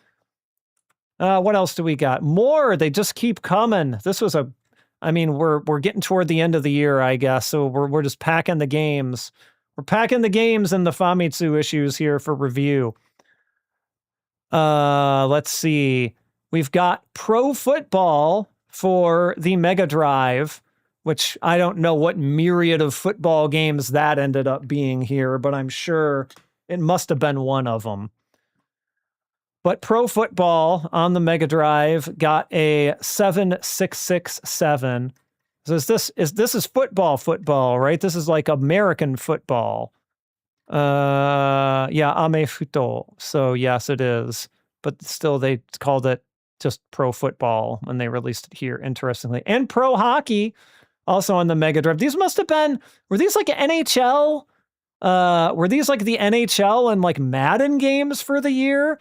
Yeah, okay, I assume that must have been the case because these are clearly EA titles. You can see it beneath here, which got 7677. So hockey scored 1 point better than football, according to the Famitsu editors here.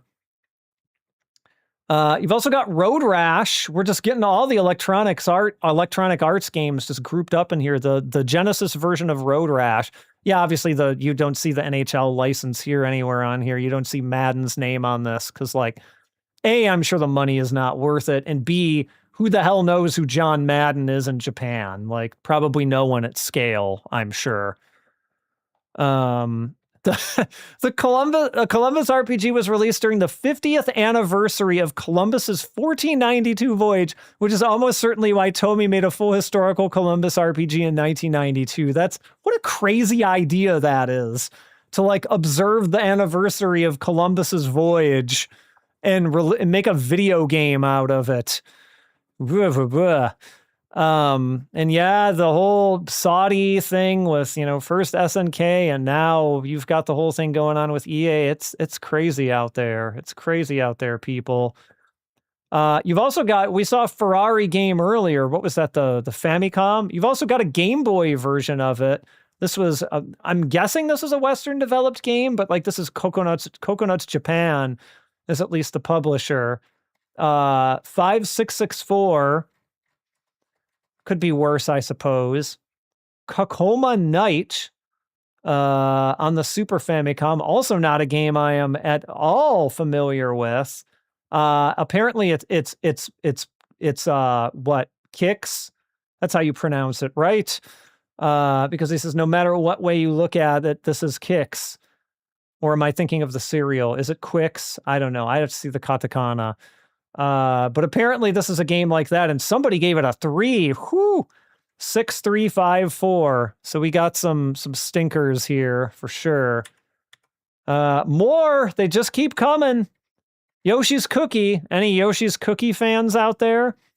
This is the Famicom version, and we've got the Game Boy version actually as well.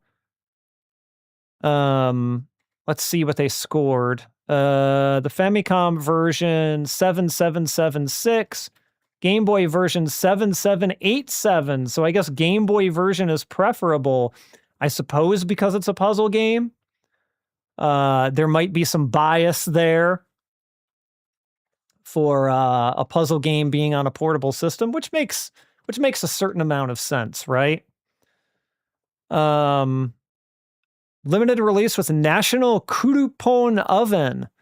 Love the cookie game. What? Wait, what? Yoshi no Kurupon? This is a real thing? Hold on.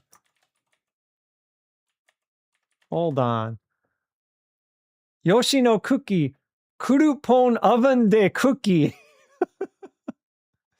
Was this just allegedly only 500 copies made, which included the Super Famicom. It was a Super Famicom deal, and I think even the Super Famicom version of this got released a little bit later. Oh my gosh, 500 copies only. That is nuts. The cookie game is pretty good. I don't mind the cookie game. I played it a little bit. Sonic the Hedgehog 2? Nobody's heard of that game.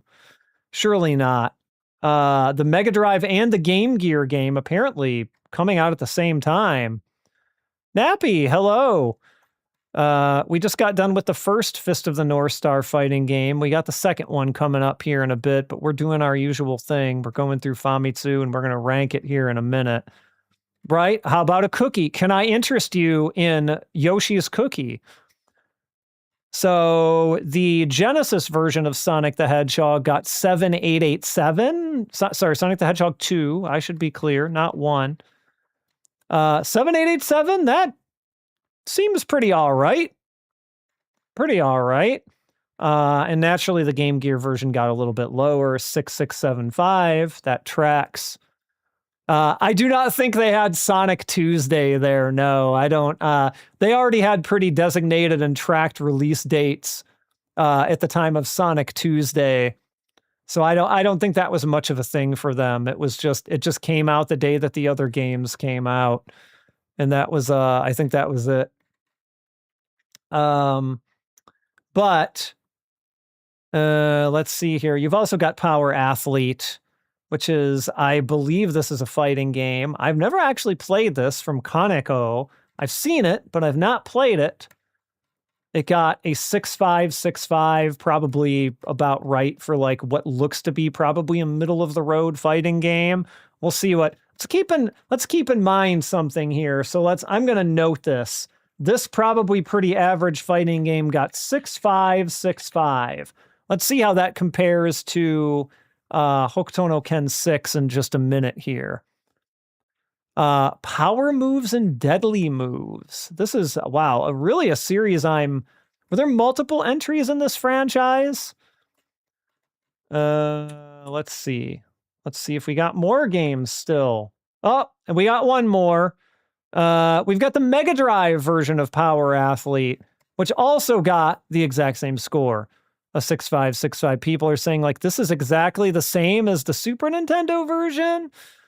And then some people saying, like, I like that the colors are a little more vibrant than the Super Nintendo version, but they're clearly acknowledging that they're mostly the same game with maybe just some graphical differences.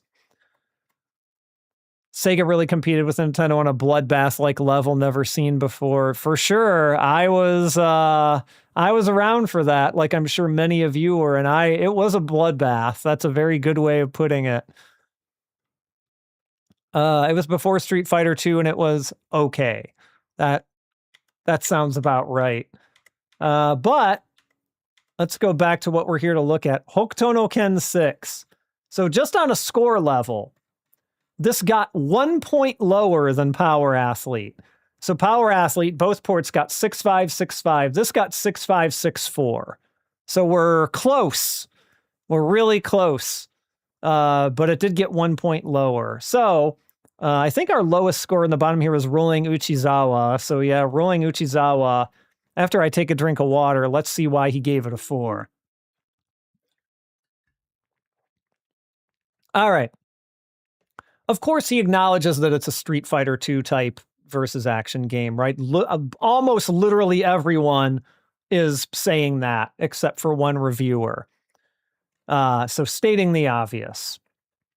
Rolling Uchizawa says that the graphics are very nice looking, which I agree with. It was a very, very attractive looking Fist of the North Star game, if I do say so. But the controls feel very strange. And oh boy, do they. You kind of have to play it to really get that, but they are quite strange. Like, you get used to it, but it doesn't control, I would say, much like a lot of other fighting games even you would have played back then. The character movements are just too fast. And I mean, you saw it, right? If you're jumping around, if you've got two guys jumping around at each other, it is very fast. You compare that to the movement speed of vanilla Street Fighter 2 or even Champion Edition, it seems like the fastest thing in the world. Like, we weren't to hyper fighting yet. We weren't to turbo yet by this point. He also says, but that said, the size of the characters, the big characters, feels right. So yeah, I'm glad they didn't go to small sprites with something like Fist of the North Star. They made the characters a good size. I agree with that. It says, but when I try to play it, I get the impression that this is just a game where you mash buttons. And I would disagree with that. I would say that Rolling Uchizawa did not get the essence of this game. I think if you just mash buttons, you're going to have a worse time with it. I think you have to understand that you should always be charging up that special so you can get to the super. Like, you can mash buttons and eventually probably get through to build your gauge to the super, but like, it's so easy to interrupt normals, especially with the CPU using their specials and supers, that if you're just sitting there mashing buttons, like, I can't see how you're going to get past the first couple of matches. And he says the super moves feel really good, which, yeah, I agree with that. As a fan of the series, I agree with that. Yeah, I think he might have given this not pretty... I mean, look, I'm not debating his score. Like, I don't necessarily think he was too harsh in giving it a 4. I'm just debating his criticisms. That's all. I think it just... Not that I'm a person who sits here and says, like, oh, the stupid reviewers, they don't play the games. They need... I'm not that guy. I know how the editors of Famitsu, how many of these games they must have had to have played. I get it. I'm not trying to stick it to him for it, but I just think it shows that he didn't quite get it all with his comments. That's all I'm saying. And we've got 2 6s. So let's look. Who are our reviewers? We've got Isabella, and we've got who is this guy? I don't remember his full name. And the second, is that Minoru? I am very bad with name kanji. Here is where I fess up to that. Anyway, let's read our 6s, at least one of them. Let's read Isabella's here. So of course, it's a Street Fighter 2 type action game. Of course, we know this. You've got very lavish finishing moves, which make it very fun. But the versus play is what really makes it exciting.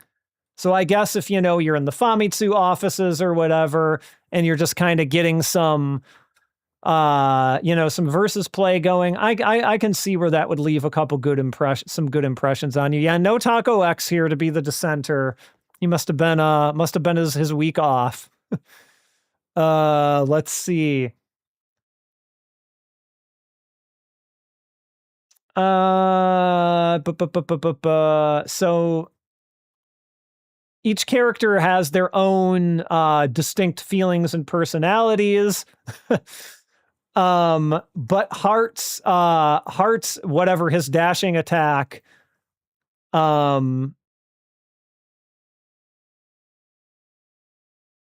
yeah, I believe she thinks it's too strong, but I don't agree with that because you can just back up from it. So maybe she just took a few too many of them and didn't really know how to deal with it. So yeah, I mean, like pretty okay scores for this for what it is, I would say. The fact that it got a couple of 6s, not bad. So now we have another question to answer before we go on to the next game. And you all know what question this is.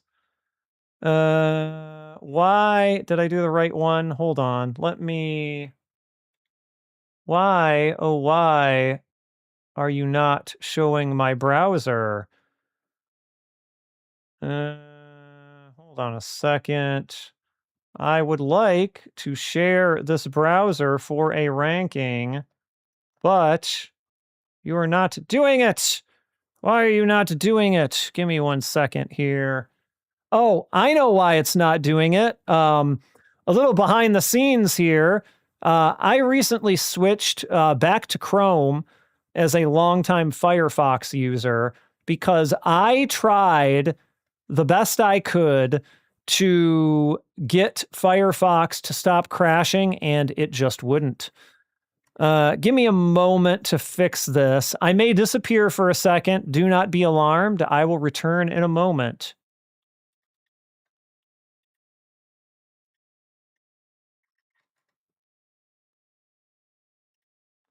Back. And hold on, let me reset my scene here. I think we got it under control now. Here we go.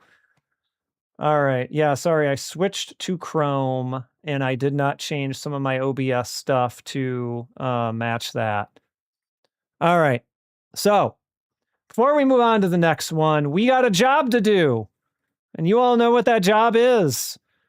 It's figuring out where this fits in our list. So this is our first fighting game. But let's start from the place where it makes sense, right? This is definitely better than 10 big brawls for the King of Universe, right? The other kind of sort of fighting game. Like, I will not stand for someone saying that the Game Boy game is better than this, even though you might be able to argue that the Game Boy game was less weird. I think this is a better game than that fourth Fist of the North Star RPG, which was just a completely original story and only alluded to the characters from the series that we all know and love. I think that this is a better game than the second Fist of the North Star game on the Famicom. Now, this is where it gets a little bit tougher. The better RPGs of the two. So last time we determined that the fifth Hokuto no Ken game, which was the JRPG on the Super Famicom, was better than the third one on the Famicom, which was the one that actually featured the Fist of the North Star characters. So, is it better than either of these? Is really the question here. Now, I don't think it's better than either of these. It's definitely not better than Black Belt. So this is definitely not going to be our new number one. I might say that it's also not better than Last Battle. So that's kind of where I'm at with these. For as many problems as I have with Last Battle, I feel like this is a much more interesting take on Fist of the North Star than kind of a whatever fighting game. So to me, the real question comes down to, where does it fit in between these? Now, maybe it's my bias for Super Famicom RPGs setting in. I thought that Super Famicom RPG was pretty neat. So I don't know if I can say that this is better than Hokuto no Ken 5. So then the question becomes, is it better than Hokuto no Ken 3? And this is where I'm a little on the fence. So we're kind of somewhere in this range. Like it might have been a Famicom era RPG with all the baggage and problems that comes with, right? But this was telling the story of the original game in kind of an endearing way, I feel like. You had a party of Kenshiro and Bad and Lin. That was cool. Actually, Bad and Lin getting to see some action more than they would in almost anything else, right? So I'm thinking here,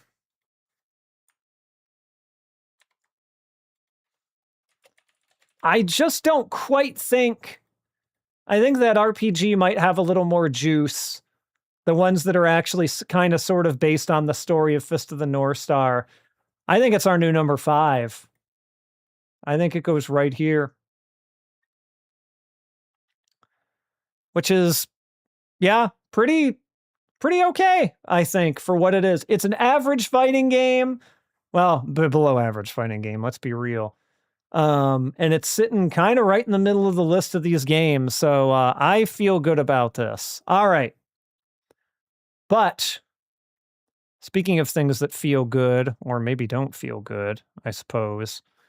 Let's see here. We got another fighting game, people. And let me update the marquees. This one came a whole year later. So now, let's see. Now, we enter late 1993, December 1993, to be exact. So a little more than a year after that first game, but we're still on the Super Famicom, and we're still in the middle of fighting game mania. So this is going to be another fighting game, as you may expect. This is Hokuto no Ken 7, Seiken Retsuden Denshōsha no Michi. In other words, Fist of the North Star 7, History of the Sacred Fist, Path of the Successor. So let me get this going here.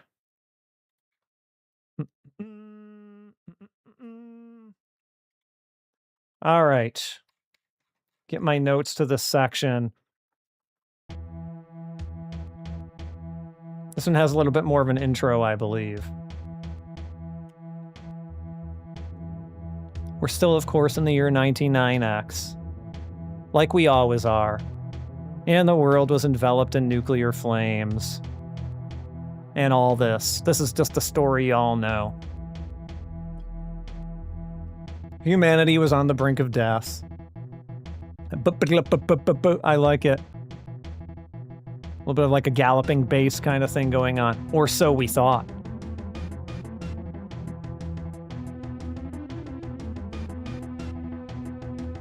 But humanity was not to be wiped out.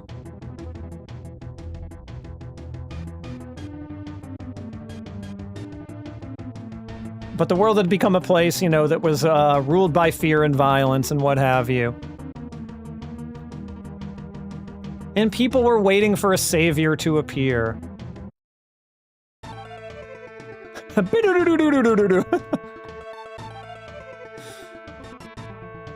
And who will be that savior? I wonder. All right, we're gonna do the same thing we did before. We're gonna get a second player controller hooked up here. How's the sound for this? Probably pretty good, right?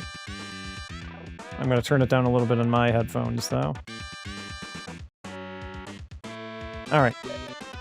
So we're gonna go into free play.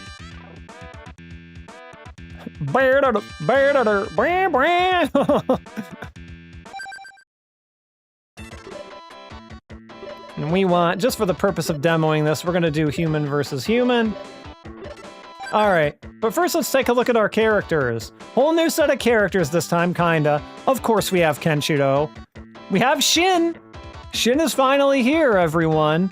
He's here. Ray, we still get Ray. And Shu, aka not as good Ray. We still have Souther. We have Juza, who is a little bit of an unexpected addition to me, but we do have Juza. Juza was from part 2, right? Am I off base on that?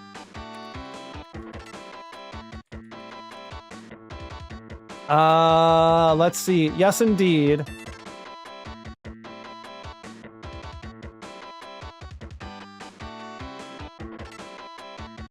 Or at least I believe so. Anyway, we've got Juza, we've got Rao, and that's it. Is that fewer characters? I feel like that might actually be slightly fewer characters. So what, 1, 2, 3, 4, 5, 6, 7? And our list from before was 1, 2, 3, 4, 5, 6, 7, 8. So we actually lost 1 character. No, I was mistaken when I said that on the other stream. That was not Juza. You are thinking of Yuda. So you can kind of see why I got the name confused too. Yudo is who I was thinking of, and Yuda is also who you're thinking of. Juza is someone else entirely.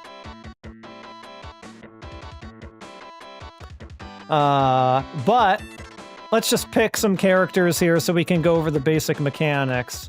So we'll pick Gekitō, and for our second player, we'll pick Shin.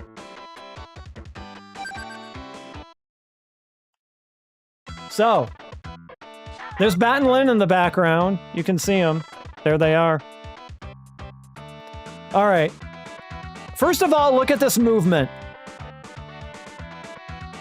Much choppier.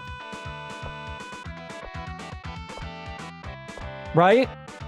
Like, it kind of feels like I'm walking through molasses compared to what it felt like in the first game with much more fluid movement, in my opinion. Like, I don't know, something just feels off about this to me. Like, as soon as I put this in and played it, I was like, oh, this does not feel good. At least not as good. The good news, well, let's go over our buttons first. We've got more of a standard fighting game button layout. Weak punch, strong punch, weak kick, strong kick. And look at this, like the normals do a lot more, right? So you've got like Gekitō's strong kick, which actually travels him, you know, a distance across the screen. And I mean, look at those, the jumping attacks are like weirdly floaty and kind of delayed. But then the crouching, you've got kind of like, look at this, he's got almost like a guile. He's got like some guile. Look at how far that travels. This is not a special move, this is just a crouching heavy kick. And he travels almost to Shin. Like if I go from here, I'm pretty sure I'll make contact with Shin. So definitely some interesting normals here compared to the first one. And like these are moving him forward. But also it does have command-based special moves, unlike the first game where you were just charging. So here, you can see under the HP gauge, there's an OP gauge, which is your Ogi power. Again, like your supers, right? So, whereas Ogis were unblockable in the first game, there is a dedicated button in this, which is L1, that will guard against Ogis. So if Shin does his super, I can guard it, but not by holding back to block, by hitting my Ogi guard button, which also depletes my gauge, as you can see. And you can see the gauge is just building up over time. It's building up with just me standing here doing nothing. And then R1 is, of course, your Ogi, your super move, like we had before. So here we're in Musou Tensei. But one thing, like I said, we had that we didn't have is command inputs. But the monkey's paw curls here, because the input reader for these commands is very strict, as a lot of games were at this time. And so the special moves with some characters more than others are kind of difficult to do reliably. So I actually have a special move list that I have to look up over on the side here. So Kenshiro, as you might expect, has this is just like Honda's 100-hand slap, right? I'm just mashing punch, and we get the nice sound sample. He can do this with heavy punch too. But from here it gets much less reliable. So you've got these weird motions like toward down and punch. And you do things like that. But like toward down and punch, you might think, oh, that means a quarter circle down. Like, right, like forward to down. And you can sometimes get it to work that way, but you can also get it sometimes to work by just hitting forward, letting your stick return to neutral, down, letting your stick return to neutral, and then punch. So again, the input reader is just bad in this game. So like the strongest special moves become the ones you can do the most consistently. And some of them are these weird stubby ones, like this. Like this is down, up, and then punch. And it's like you've obviously got to be in very close range to make any use of that. But you get the special move name plastered across the screen, as you can see. And he has a, if I can do it here, he has a special move where you do kick. Yeah, at the peak of your jump.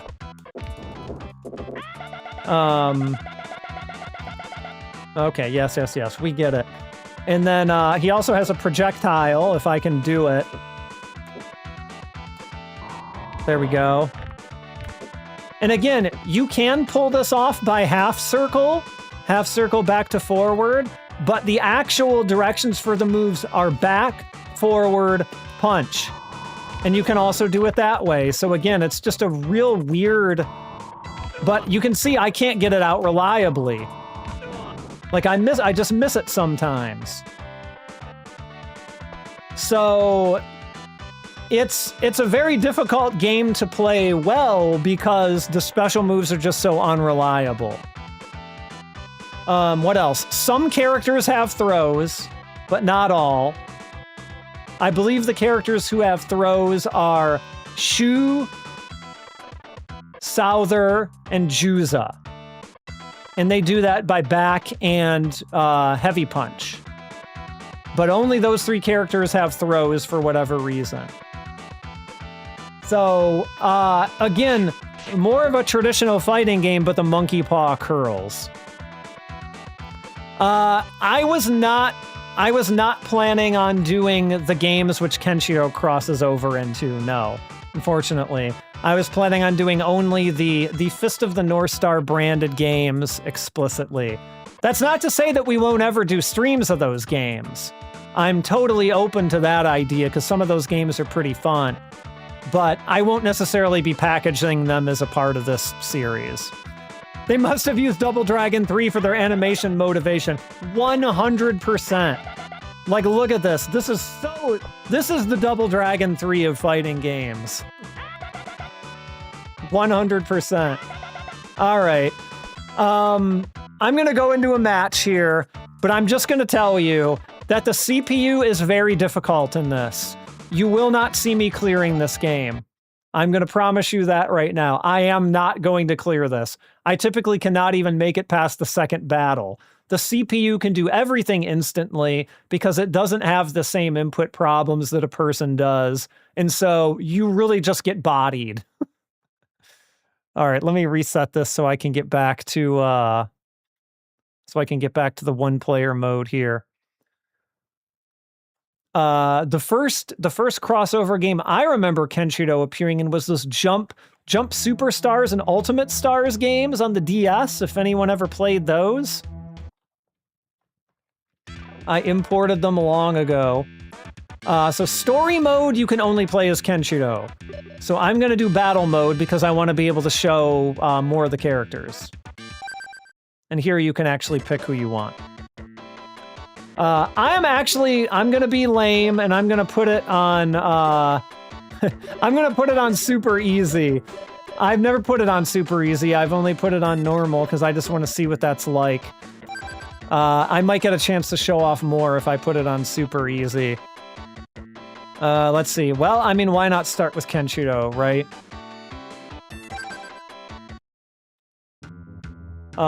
Really, it's not. And by the way, Heart in this game, not as a playable character.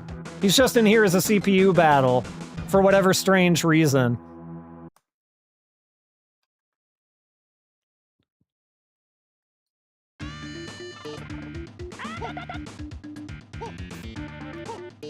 Oh. Let me see if I can get these projectiles out reliably. Let's zone out hard as much as we can here. Oh, and this game does not have any of that nonsense about like, oh, Hard is immune to Gekitō's punches. Like, none of that weird character-specific stuff exists in this. They jettisoned all that. And so what I like to do with Gekitō is pretty much this, is I like to come in with his jumping special there, and then you jump in on him. Oh, I did not do a very good job of demonstrating that there. And then you can kind of... Hold on, let me hit him with one more.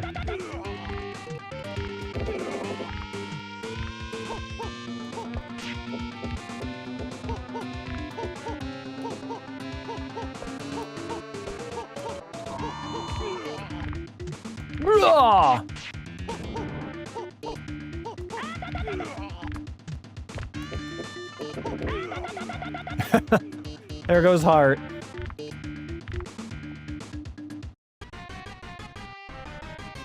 So yeah, basically, that's your game plan with Gekitō.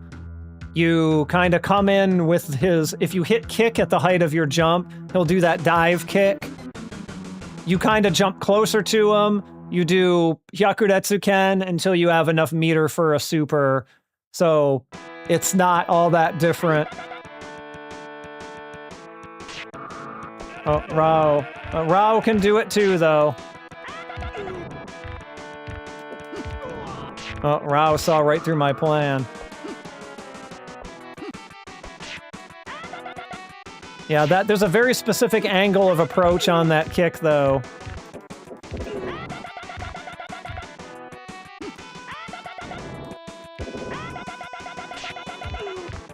He just jumps right into it.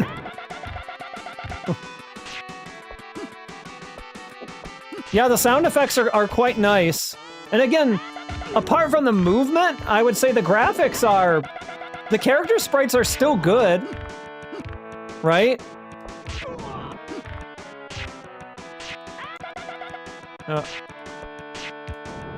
He's onto my plan. He's on to my plan, everyone.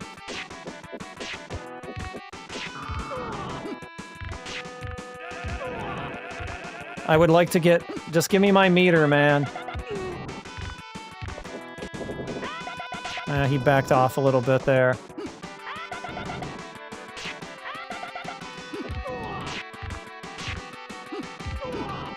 Rao's got that slide, man. He's just gonna zone me out. Rao. Prototype Rumblefish? Yeah, I can almost kind of see that. I think Rumblefish's input reader is way better, though. Oh, and yeah, you don't get 2 out of 3. You didn't in the last one in case no one noticed, but like you get one match. One match and that's it. So they did not even learn that from Street Fighter 2, that you need to do best 2 out of 3. You get one.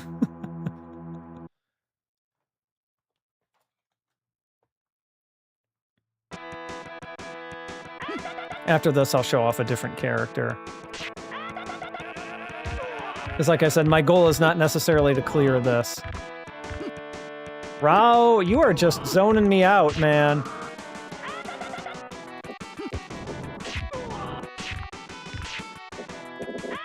And like, again, we still have the same thing where the characters don't turn around very well.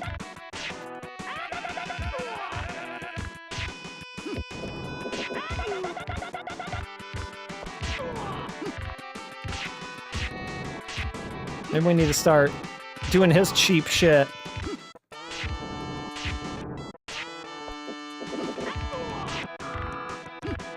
To be fair, with Rao and his projectile, I can get his to come out way more consistently. So if I was Rao, I would be doing the same thing. I would be zoning like all get out.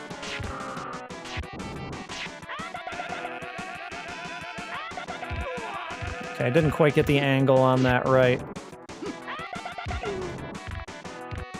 And there's no corners in this game, if you haven't picked up on that either. You cannot get someone in a corner because they simply do not exist.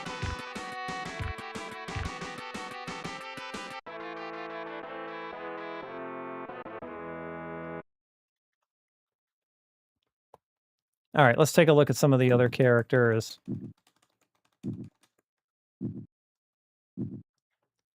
Maybe what I'll do is I'll save state this at character select so we can quickly and easily get back to it for each character. Yeah, the name entry is weird on this. It's like weirdly blatant. I'm not sure why that is. Yeah, I wonder how easy this would be to hack. That's an interesting idea. I mean, there are many things you could potentially change in this game, I feel like. All right, let's take a look at Shin. Good old King. I believe he also has a projectile, but his moves, not... a lot of his normal moves are like the weird stubby ones. Sorry, not his normals, his other specials. Shoo! There's his little projectile. There's his little poke. His projectile, for some reason, I can get out a little more reliably than Kenshiro's, as you can see. Shin taking out his own subordinate just by zoning him. What else does he have? I forget. I think yeah, he's got kind of a good, this is his crouching kick, weirdly. It's like, he doesn't even crouch when he does his own crouching kick, which is just sort of strange.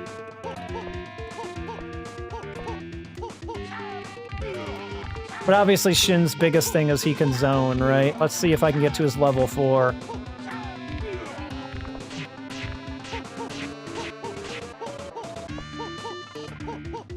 Come on, Shin. I don't want to kill him, because I want to get to the level 4.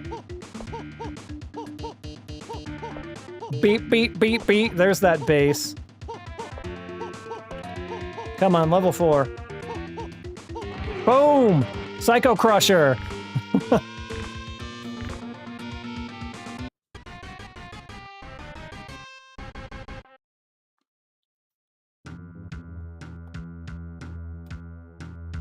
And the order is different because he has Juza.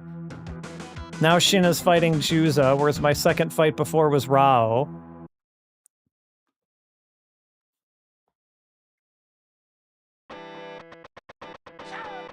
I like the strumming guitar there. Oh, Juza's projectile is pretty good too. He's gonna beat me in a projectile war pretty much any day.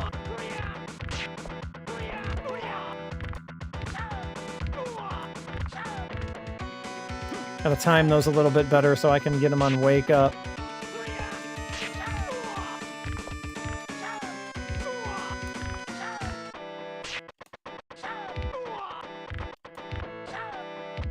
There we go. This is exactly where we want him to be.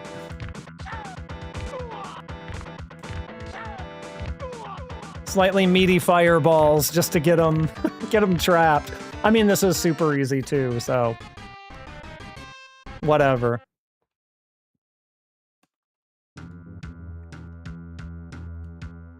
Do one more match with Shin here and then we'll switch to another character.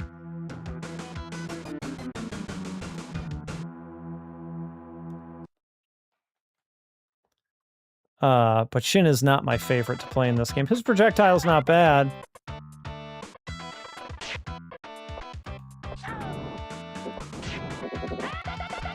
Yep, you're just trying to get me to walk into that, Kenshiro. I know your game. His projectile is slower, but you know, he's still got one. You're just gonna sit here and do that.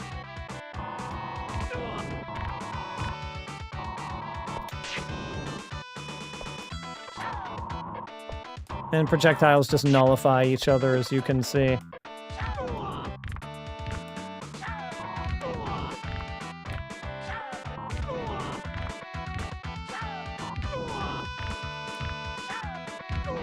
And apparently this is how we win.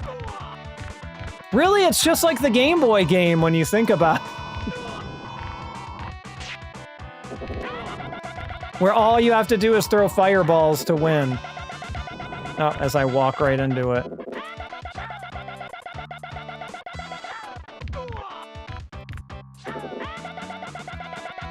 Is that... Wow, does that nullify projectiles when he does that? I'm just now noticing that. I guess that kind of makes sense, though, right? Oh, he canceled it! Jerk.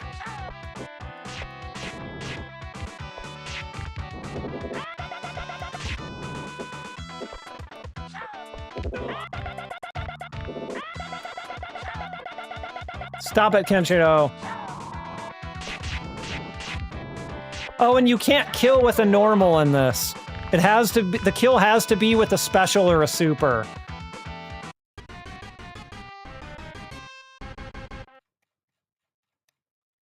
All right, let's look. Oops, that's not what I wanted to do. Let's go back to character select, shall we?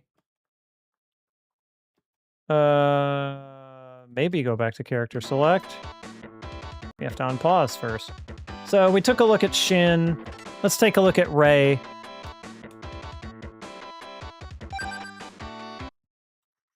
So I remember I had some trouble doing some of Rei's moves, but let's see what we can get out here. I think he had a kick one that was pretty good. Sup, them guts. There it is. There's Rei's kick. Beep, beep, beep, beep. Pretty good. Pretty good move he's got there. I can do it somewhat reliably. I think he's got a projectile. There we go. There's Rei's projectile. Again, it's a little bit harder for me to get out than than Shin's was, for whatever reason. Just the way they did the inputs, I suppose.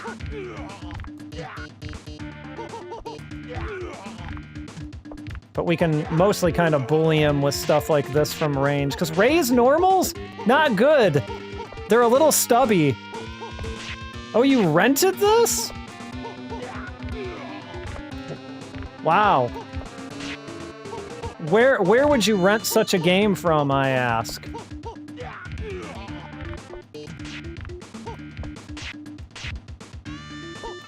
Yeah, we saw some good long-range normals earlier, but not so good on Ray. His standing kick's not bad. Oh, and I'm already up to... Look at that, he's got that, and look at that, look at how much health that did, holy crap. Again, the man we have established in the last game as being the strongest.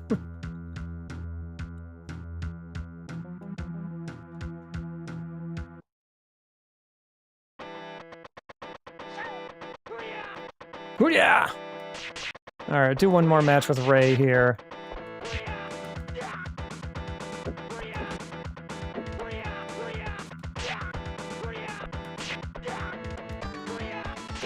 But Juice is much more mobile than either of the dum-dums we were just fighting here, so... Ray is great! Ray is the best! Oh, your local video shop had an import section! Oh... Interesting. Well, I'm sorry you had to experience this and its terrible input, parser, because... No, it is not you. The special moves are just really hard to do in this game. Ray, I'm relatively consistent with a couple of them, but I can't say that for every single character.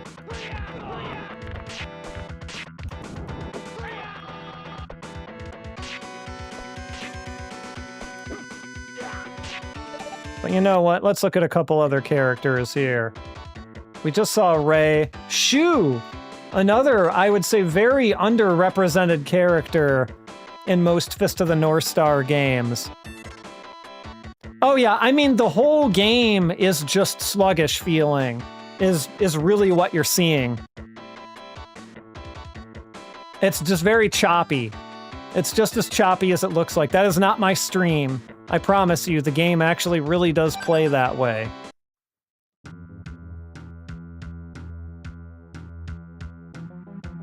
Yep, because Ken's Rapid Punch was just mash. I totally can't blame you.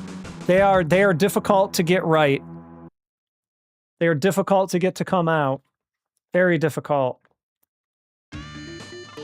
And not many characters have mash moves, unfortunately.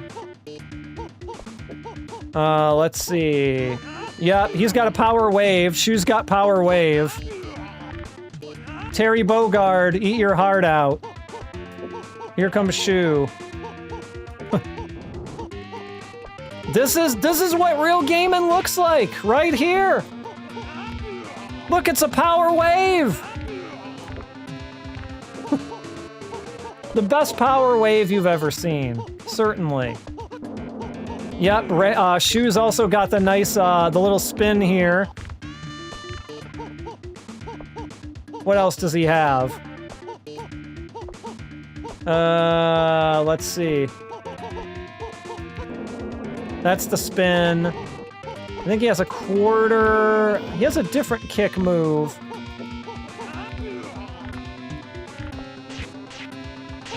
This was definitely during the Street Fighter days, so they've really got no excuse. Look at this weird crouching light kick. He's got a very crouching heavy kick that covers a lot of distance, though. I'll give him that. His other ones are a little stubby, but I don't know. Shu's got some pretty decent stuff. Yep. There's his power wave. And then he can go into spin. Nobody's gonna make Shu build that pyramid. Let's see what shoes. There it is. Boom.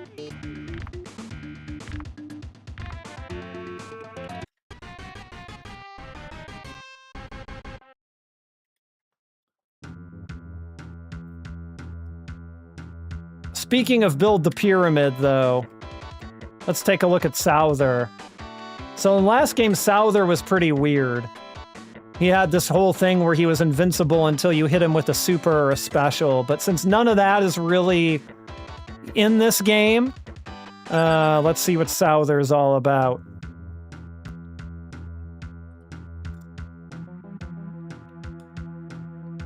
Souther versus Heart.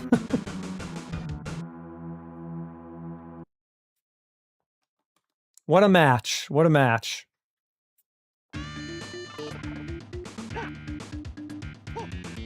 What did Souther have in this game? He has a kick very similar to Ray's. That dash, the whole flying kick thing. Does he have a, yep, he plays very similar to Ray, honestly. He's got a little projectile. He's got a little kick. How are his? Oh, he's got kind of an M. Bison-ish slide. No, but it's weird because look, it's a sweep, but then it hits mid after, so it's actually probably not a sweep.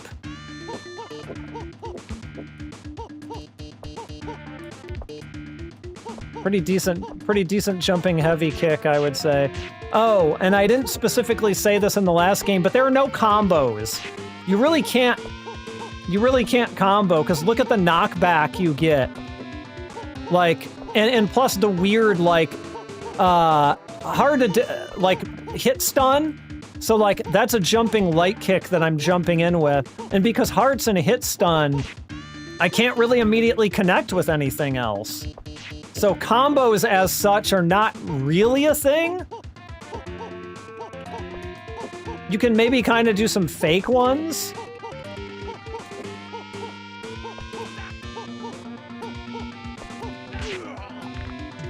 All right. There's Souther's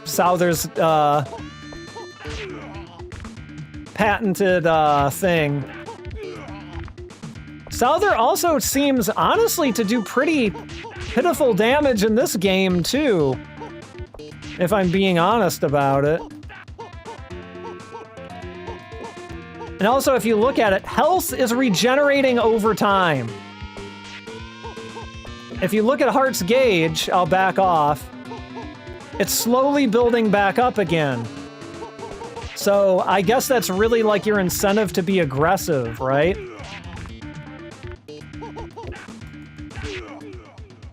I guess you can kind of do...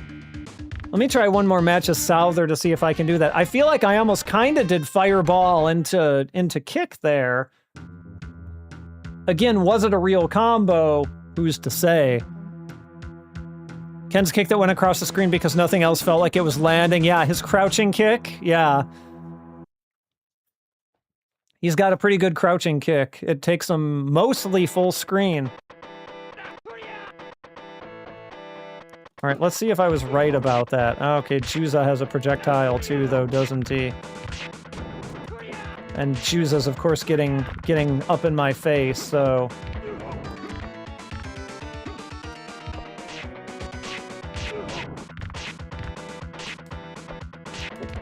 Juza's your guy! Alright, well, he's here! You'll be glad to know that he's here. He's blowing me up, that's for sure.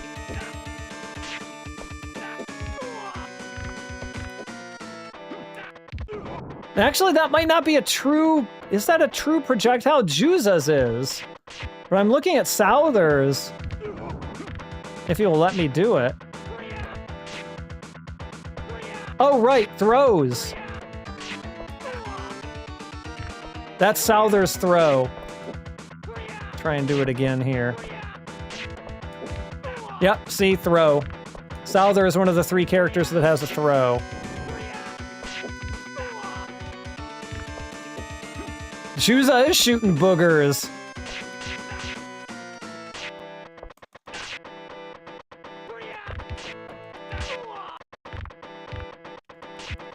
Yeah, I mean, you can kind of cancel So it feels sort of like as much as canceling as you can do in this game, which is like a crouching light kick into like Souther's flying kick thing. So I guess kinda, sorta combos a little bit. Took Rao's horse. I want to try playing one more as Souther, and then we'll go and look at Juza, actually.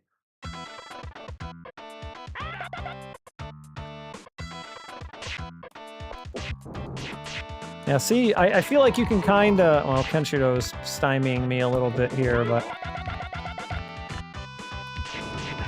You can kinda cancel those a little bit.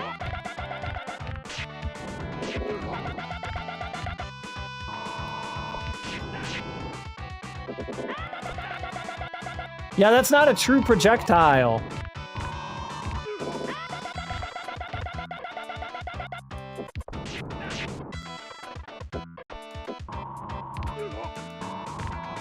Not like Kenshiro's is.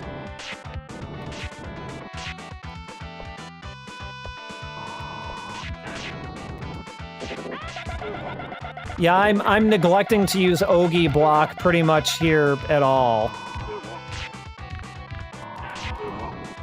Oh man, I did a super and then he completely canceled me out of it. All right, that's Souther. Let's take a look at Juza. We got, what, 2 more characters to go here, Juza and Rao. Juza, I feel like, has a lot of special moves, actually, more than... Let's see how many of them I can actually do. Juza is the one I actually remember having difficulty getting some of his to even come out.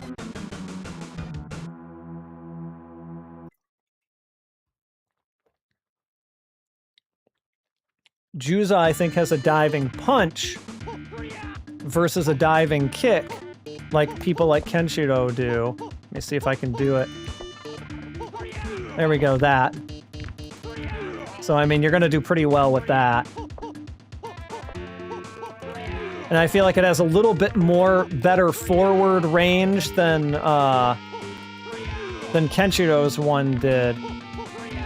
Like you get carried with just a little bit more forward momentum. There's his boogers.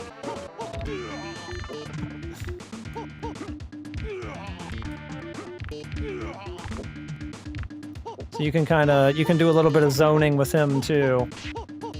What else does he have? He has some real weird commands that I don't even know how you're meant to pull off, if I'm being honest. Like, it has one that's like, forward, weak kick, back, strong kick. I don't know if I'll ever be able to actually pull that off. Juza's got like an actual sweep that sometimes just travels right through heart, as you may have seen just there. His punches are a little bit stubby, but I suppose he makes up for it. Let's see what his special is. There we go, boom. Or his super, rather.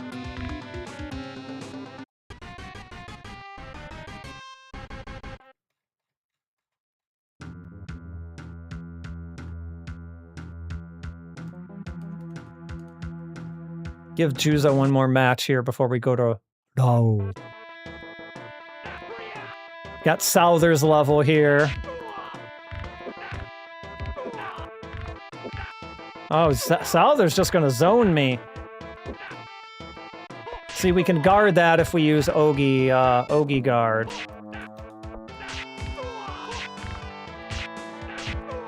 Souther is just giving me the business.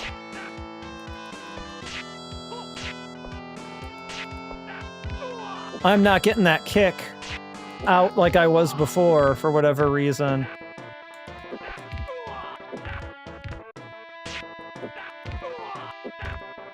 So Souther may be the end of me. Like I said, very unreliable input reader. I mean, maybe part of it is a skill issue too, but... Alright. Let's see who, honestly, was, I feel like, my favorite character to play in this, which was, of course, Rao.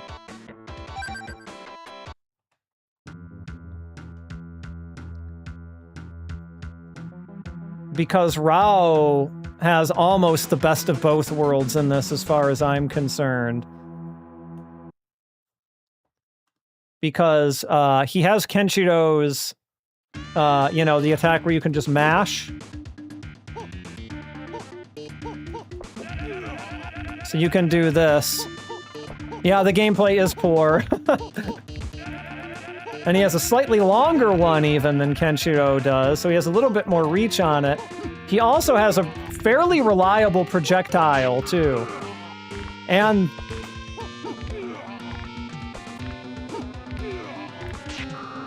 this teleport, which in of itself, I don't... Does that actually do damage? And, like, pretty decent normals? Like, he's got a slide. And then, like, his standing kick just, like, gives him this forward motion. So, like, I kind of feel like Rao is really got it in this game. Probably more so than anyone else. Let's see, what was that? There we go, there's the teleporting kick. Like, Rao has really just got some interesting tools. About the only thing he doesn't really have is a dive kick, which you kind of don't need. It's nice, but you don't really need it.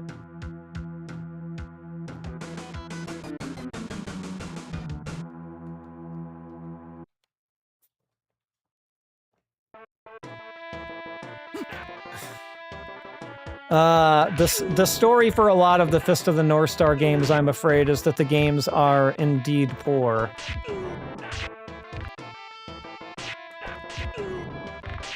Souther's gonna shut me down here with that goddamn projectile spam.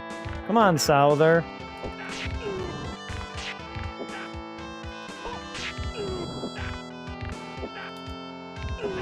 His projectiles are just faster than Rao's, which is, I guess, the quote-unquote problem with Rao is that his projectiles are a little slow. And, like, I mean, you can really see that, like, normals making contact, like, sometimes it's hard to tell when they even are, right? You don't always get clear visual feedback that your normals are even connecting. Which, again, is what makes this a little bit frustrating to play competitively, perhaps.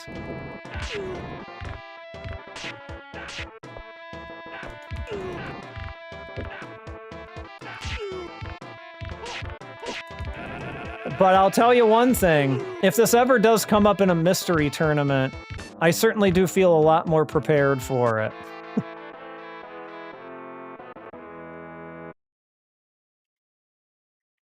All right. So, that's what these fighting games ended up becoming, essentially. So now, we got Famitsu to check out once again. But we're moving forward an issue. Oh, by the way, I'll at least show the cover of this one real quick. Oh no, this is not the one I meant to thought it was. Hold on, never mind. That's just a lady on the cover.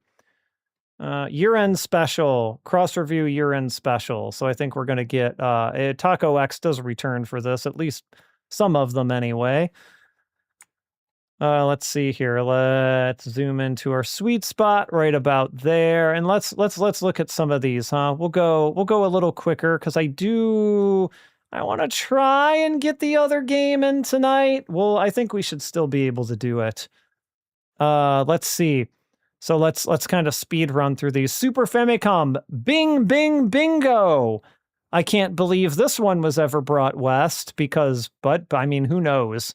5 and a bunch of 4s, which is probably about what this game deserves.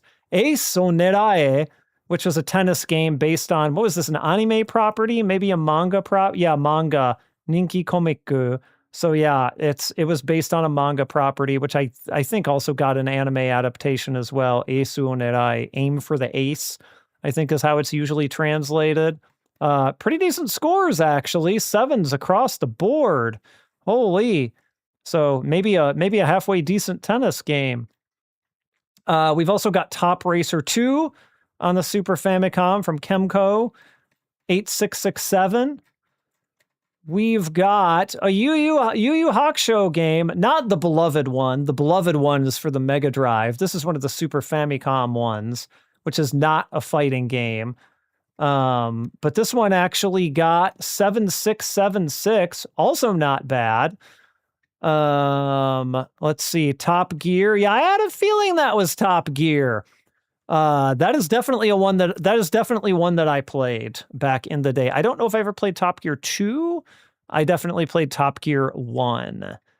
Shou Gojira, Super Godzilla, which I believe was a fighting game of sorts. You could, at least parts of it, you could kind of say maybe were. Pretty poor scores, though. I think this game is generally not like, yeah, I hated that Godzilla game. I think that's the popular opinion for this Godzilla game for the most part, right? It got a 5.3, so pretty on par, I think, with what most people thought of it. King of the Monsters 2, a game which I believe will appear on Scrolling Down the Belt eventually, since that's more of a beat 'em up. Got 5554. Okay. Let's see here. Space Funky Bob, B.O.B. from EA Victor. I do not know what this game is off the top of my head, but it did get a 7668. Someone gave it an 8. My God. King of the Monsters 2 was decent. I remember it being pretty decent. It was a very different kind of game than King of the Monsters 1, kind of for the most part, from what I remember. Ganbare Goemon 2 got a 7888. Pretty good, pretty well-respected series, so that's about what we'd expect. This is Ganbare, not Ganbare Goemon, but Ganbare Daiku no Gensan, aka Hammer and Harry, on the Super Famicom, which got less good scores. 6554. I don't think I've ever played the Super Famicom one, though I played some of the other ones. Flashback. Y'all probably know Flashback. That's a classic. And its score kind of shows that it's a classic, right? It got 3 8s and a 9. Flashback, I often hear that Flashback is better on the Genesis. I think the one I played was the Genesis version and not this one. But even this one got quite good scores, I would say. What else do we have here? Hebereke no Popun. Okay, so it's a pot. Oh, it's like a Puyo Puyo, but with Sunsoft's Hebereke property, which is what? Those were traditionally like platformers and that sort of thing. This is on the Super Famicom. I did not know Hebereke got a puzzle game, which got, someone gave it an 8. My God, an 8, 5, 6, and a 4. So really kind of scores all over the place here. We've got one of those great Netketsu sports games, Netketsu Street Basket Ganbare Dunk Heroes on the Famicom, which some stick in the mud gave a 4. But we got 4665. Kunio Basketball, yeah, it's a tough one. That's the one that has the NASA team in it. I think that one has a NASA team in it. Yep, we've got the PC Engine CD version of Ys. Is that the one that people like? Because there are 2 Ys 4s. There's the Super Famicom one, and then there's the PC Engine. Yeah. And people have different opinions on those, but this is the PC Engine one, which got pretty good scores, 8687. Moving into the Game Boy, we've got Tiny Toon Adventures 2, which got 6565. Also on the Game Boy, we got another one of those Mickey Mouse games, Mickey Mouse 5's Maho no Sticky, the Magic Stick. 7, again, somebody give it a 7. Who is this who's given these? Who is this top reviewer? Hamamura Tsushin, you're not usually this weird. We're 1 down, right? Yeah, okay. He gave this a 7. Others were not so kind. A 3, a 5, and a 4. Let's see here. We don't stop there. We don't even stop with the Kunio there. Look at this. This is crazy. We've got Downtown Special, Kunio-kun no Jidai Gekidayo, Zain Shugo. I covered this on Scrolling Down the Belt, though primarily the Famicom version. This was the slightly later Game Boy port, which got not good scores. It got 3, 5, 4, and 3. I did not like this one as much as River City Ransom or Downtown Nekketsu Monogatari. I know it's kind of an evolution in some ways, but yeah, Super Darius 2 for the PC Engine CD-ROM. Kind of just a different game. Like, kind of not really Darius 2. It's like Darius 2 in name only. It really doesn't play it. I mean, it plays like Darius 2, but it's not the same layout or anything. 6555. We've got Little Magic by Ultron, 6453. Somebody gave it 3. We've got NFL Pro Football 94 for the Super Famicom, which I assume was this another Madden thing? It's from EA Victor, so I suppose there's a chance that it could have been. Maybe it was just Madden 94 or something. But it actually has the NFL name on it this time in the title instead of just Pro Football. So that's the difference from the one we saw the previous year. But it got 6566. We also have Monster Maker 3, 6564. I've never played a Monster Maker. I don't know if anyone else has. Boy, oh boy, we got, and here's Hokuto no Ken 7 that we just played. Pretty lousy scores, but we'll get to those in just a second. Let's just see what else we've had. The perennial favorite, Tetris Battle Gaiden, Tetris Buto Gaiden. This is a fun-ass game. I think this game deserves the reputation that it has because it's really, really fun. Hamamura Tsushin giving this an 8. I might agree with this, actually. I think he is more in the right than a 6. I could also see a 7, but it got 8677. I'm a big fan of that game. Human Grand Prix 2, about 1 year after Human Grand Prix 1, because we saw that in the last issue, right? On the Super Famicom, it got 8757. Yeah, you should check out Tetris Battle Gaiden. It is well worth your time, I would say. The battle modes in there are really fun. The characters all have different specials that are really fun. Okay, this is AK F1 pole position 2. Sexy Idol Mahjong. Guess what? It's leaked onto consoles now. It's not just in Game Machine anymore in the arcades. It's also on the PC Engine Super CD-ROM, and it got a 6.5, a 6, and a 4. Yep, we've also got River City Ransom, Downtown Nekketsu Monogatari, the PC Engine CD version, 6554. Again, I feel like it was kind of too little too late for this game for some people. Like, they're probably like, why is this appearing now? Like, this game is old. Get it out of here. It is on Tetris Forever. Yep. I played it a little bit on Tetris Forever as well, though a friend of mine has I actually don't have the original Super Famicom cartridge of it, but a friend does. What else do we have, though? We still got more. What is this? Battlemania Daiginjo, I believe, is how you read those kanji. But this is the second, it's the second, right? The second Battlemania shmup on the Mega Drive, which is like insane amounts of money now these days. So we're looking at pretty okay scores, 5666. I've played the first Battlemania game, but I did not play the second one yet. Let's see here. Troubleshooter. Thank you. Yes, I knew it had a distinct localized name. How would you read this? So it's like let's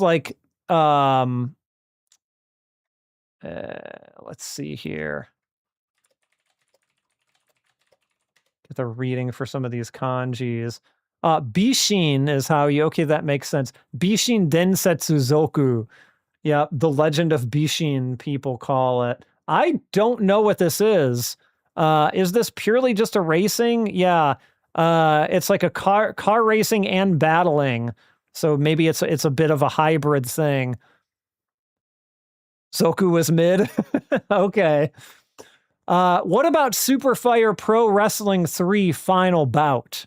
I've never been a big Fire Pro guy. I haven't played too many of them.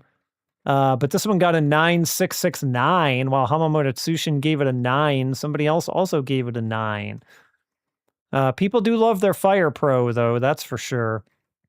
And you've got Shin Megami Tensei, the version on the PC Engine CD-ROM for that. Yeah, I can never remember which one was Suda. I know it was one of those Super Famicom ones, but I'm not 100% sure which one it was. But Shin Megami Tensei on the PC Engine CD-ROM got 7765. I think the PC Engine port was one of the later ones of it, if I'm not mistaken. Let's see. Let's see. Oh, that's it. All right, so we're going back up to Hokuto. Here we go. Time to figure out what's going on with this. Hokuto no Ken 7. So, I have it written down here. The Hokuto no Ken 6 got 6565. So this one took a considerable hit. This is 6343. So like it's down several points. Hamamoto Tsushin, who seems to be our most generous scorer, gave it a 6, but two people gave it 3s, but who were our reviewers who gave it a 3? Let's just go back up and look at the reviewers. Let's see. Giorgio and Rolling Uchizawa. Okay.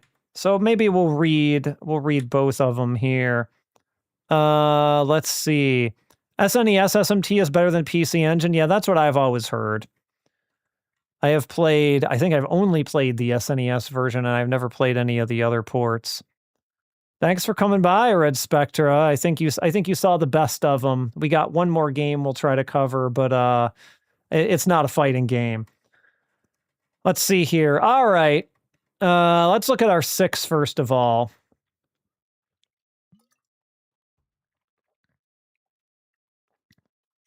All right.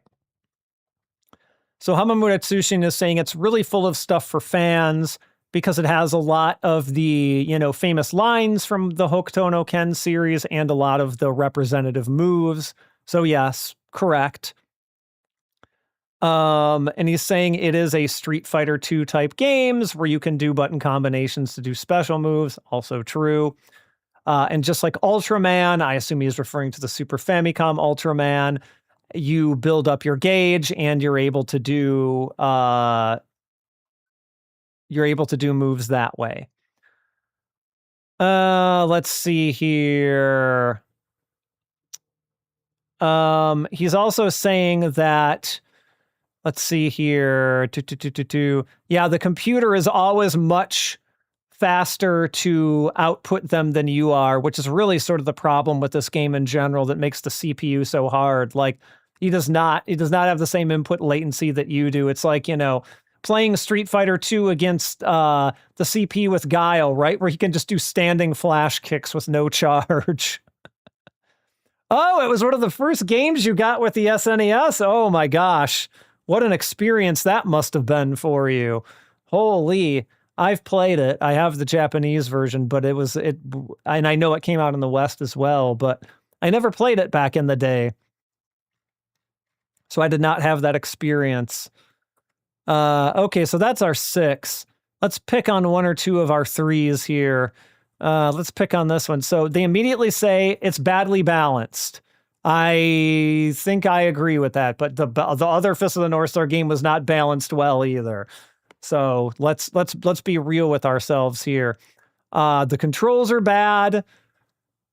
It takes a lot of time until you're able to use the super moves, the gauge-based super moves.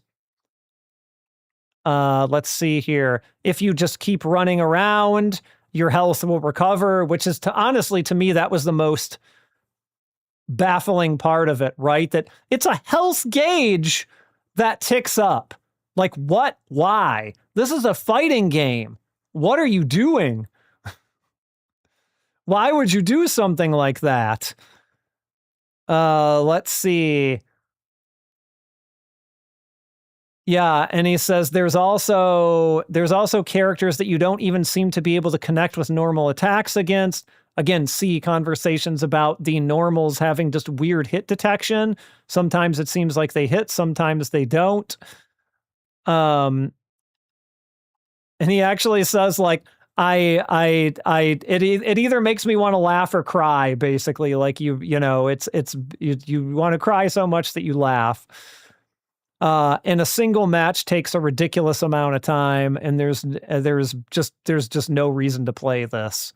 Which, yeah, I think that's correct. I really do think that's correct. All right, and so in light of this, I don't think this will be very difficult to rank. Honestly, I really don't. But let's see here. This isn't the one we want to look at. This is the one we want to look at. All right. So, yep, you're totally whiffing with some of those normals. So let's get this out of the way. This is worse than part 6. Part 6 had its problems, but I would rather play part 6 than part 7, in my opinion, any day. But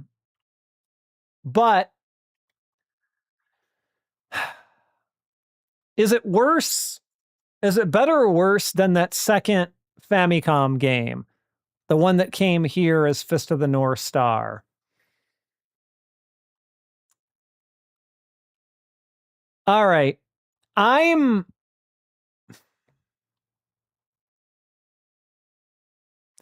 Here's what my gut's telling me.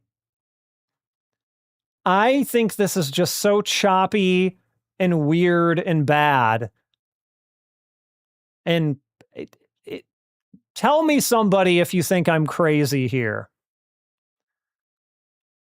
I think that this game... Is it worse than the Game Boy game? Is it worse than the Game Boy game? I'm struggling with that. I think it might be worse than the second action game on the NES Famicom. I think it might even... This is kind of where I'm feeling it. I'm having trouble figuring out, okay, was it better or worse than that fourth RPG on the Famicom? Was it better or worse than the Game Boy game? Oops, I did not mean to do that.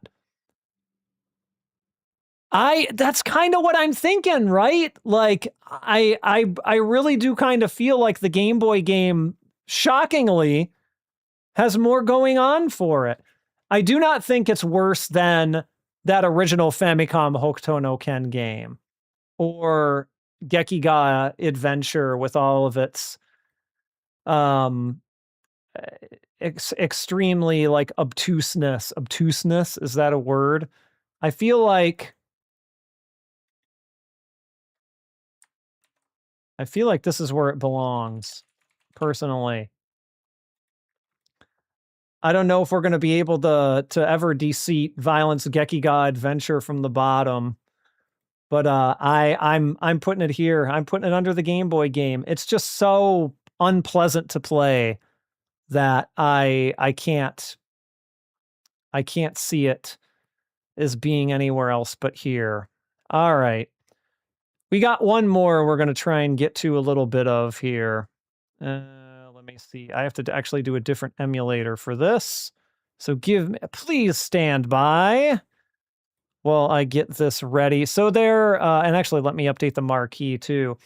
So at this particular point, we are going from a 1993 to 1995 or 1996, depending on which version you're talking about. So this game is just called Hokuto no Ken, just called Fist of the North Star. This game came out on both the Saturn and the PS1, but it came out first on the Saturn in 1995, December 1995, and it came on the PlayStation almost a year later in August 1996. So we're going to be playing the PlayStation version because the PlayStation version is a little bit more streamlined. And maybe we'll take a quick look at the Saturn version. Maybe we won't. I can very quickly tell you what the difference was between the two because it's not very big. Let me just get DuckStation up here. Where are you, Hokuto no Ken? All right. Let me get... Where are you? DuckStation. Here we go. This should hopefully do it. Yeah, there we are. Our wonderful PlayStation boot up. I'm going to try playing this with an arcade stick. Hopefully that works out for me. Oops, I messed up the marquee. I put the wrong thing in the wrong place. Boom. Hokuto no Ken goes there. This goes here. Oops, there we are. Okay. So very simple title screen, but it's important to note that we've transitioned console generations at this point. We haven't yet hit the 2000s. We're still kind of in the mid to late 90s. The PlayStation 1 version, like I said, was 1996. And so we've transitioned console generations. We're on CDs now. Yeah, the beat 'em up on PS1 will be next stream. The 3D beat 'em up. This is not that. We'll get there. We'll get there. But this one, I'm hitting start. Do I not have this selected? Hold on. Is my pad not mapped? Let me, one moment. Let me actually move my arcade stick and put the pad in there because I think this is mapped. Hold on. Okay. You are not recognizing pad. Give me a minute. Let me restart this.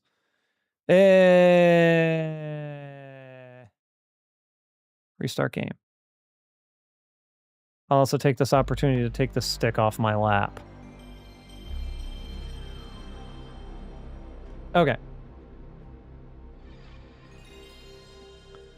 I don't think I need a stick for this one.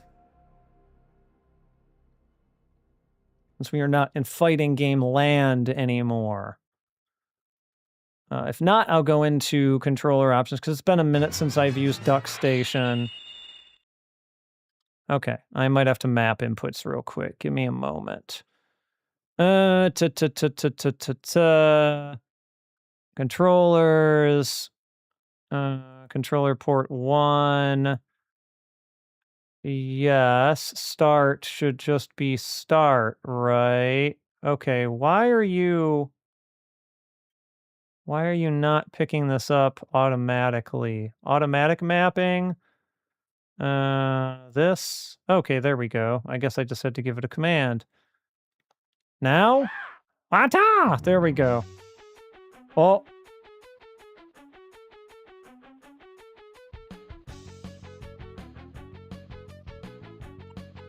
Let's take a look at what's in options. All right, game level easy normal, pretty standard stuff. We'll just keep it on normal. We've got battle mode, and we've got story mode. So let's just go into story mode here. New game or password? Oh, it's a password-based thing. That's interesting. Did the PlayStation 1 not have a memory card? As far as I recall, it did.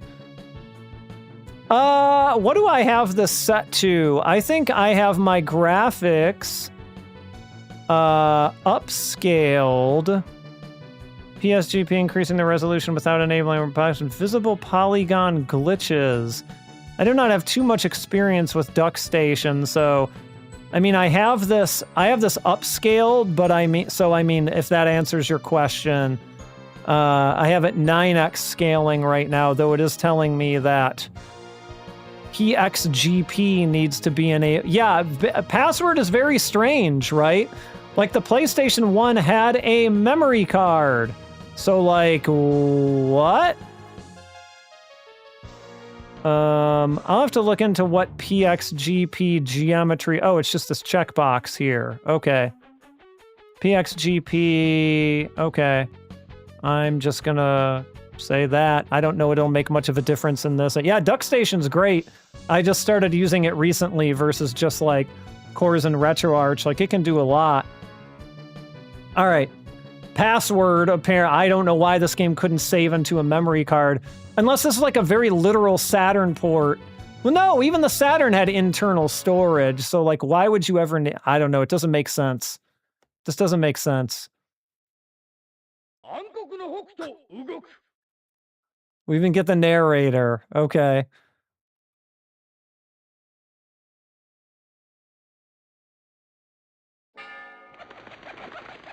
Is this an original story?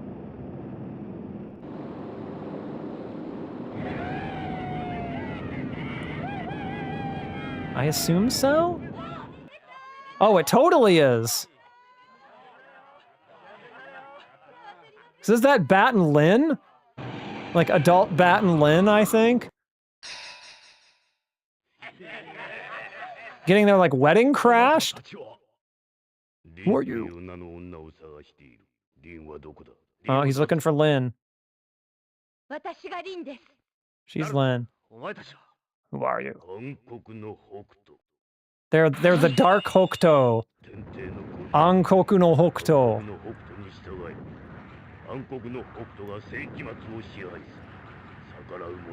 They're the rulers of the end of the century, in their own words. I feel like we've got a real case of like Joggy here. This guy's very Joggy coded.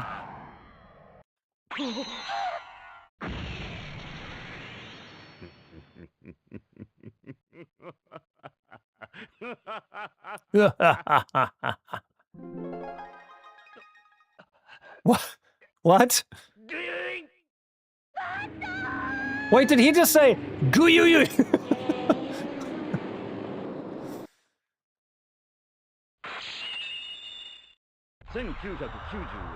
We get the background here.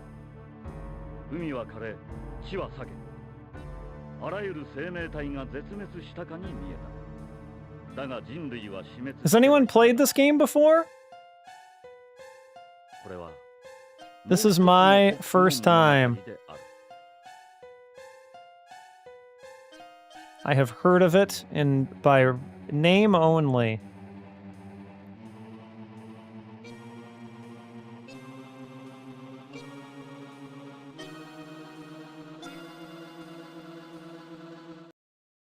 Never played it, but you know of it.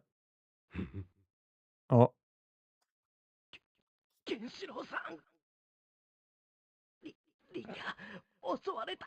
Yep.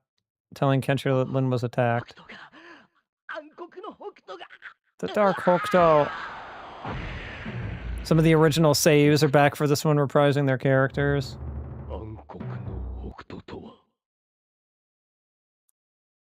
I wonder if Kenshiro's VA is the same.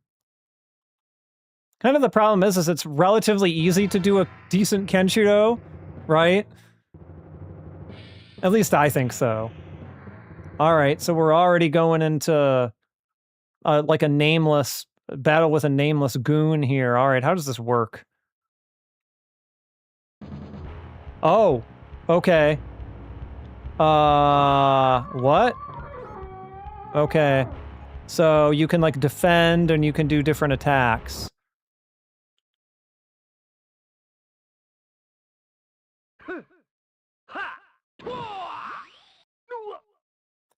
These games have always sort of like boggled my mind as to how they actually are meant to work.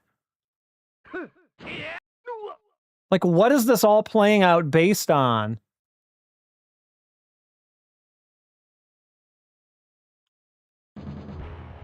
Alright, so meter, I assume I need to get it by red.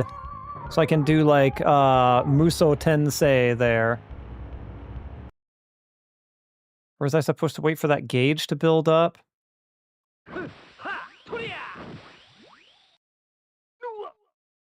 It's like, why?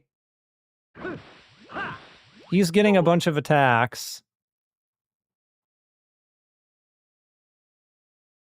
Do I get to do anything? But I entered Muso Tensei.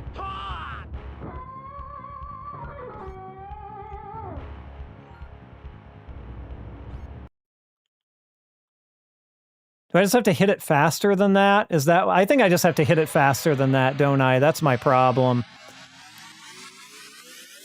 Because every time I successfully hit one of those, I get another attack built up in here, so I just have to be quicker. I think I get it now. Sorry, babies for... Whoa, okay, I just wiped him all, wiped him out in one blow anyway. 7-letter passwords instead of a memory card because it's basically a linear interactive anime divided into chapters. I don't know why means they couldn't use the memory card though. It doesn't... Something is weird about that to me. Okay. Ata! Ata! Ata! With every one. We can do save states in this, right? I don't have any hotkeys set up for that. We'll do a save state right there. Ata!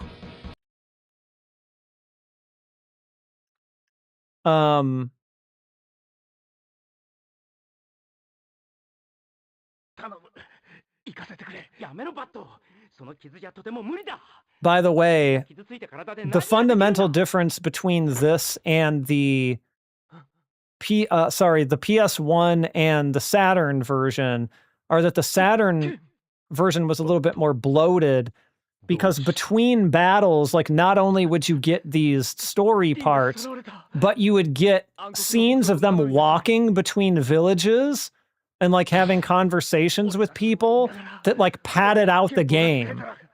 And so they actually removed all those for the PS1 version to make it flow a little bit better. And apart from that, it's the same game. So, unless you're really there for, like, every little last bit of dialogue, most people seem to think, oh, the PS1 version is better because it's just a little bit more streamlined of an experience. Gotta get Lin back. Yeah, it was originally a Saturn game for sure. But again, the Saturn had internal storage. The Saturn had internal storage and save cartridge, right? If the Saturn had no internal storage, I could see them not porting that over to the PS1 version and be like, just use the passwords. We're not redeveloping this. But they did already do it because they took out parts of the game for the PS1 version. So, like, it's not like they didn't touch it. I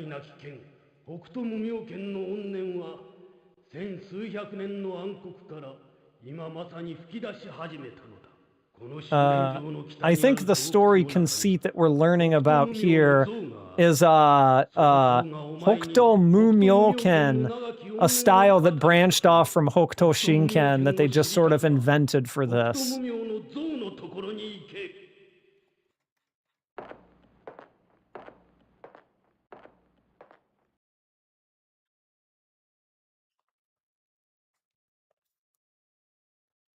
All right, let's get some more of those battles.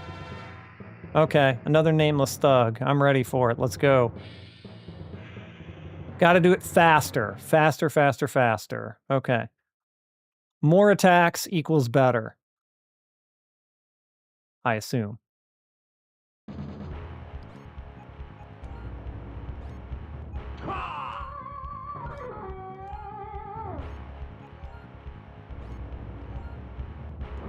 Look at that. Full attacks.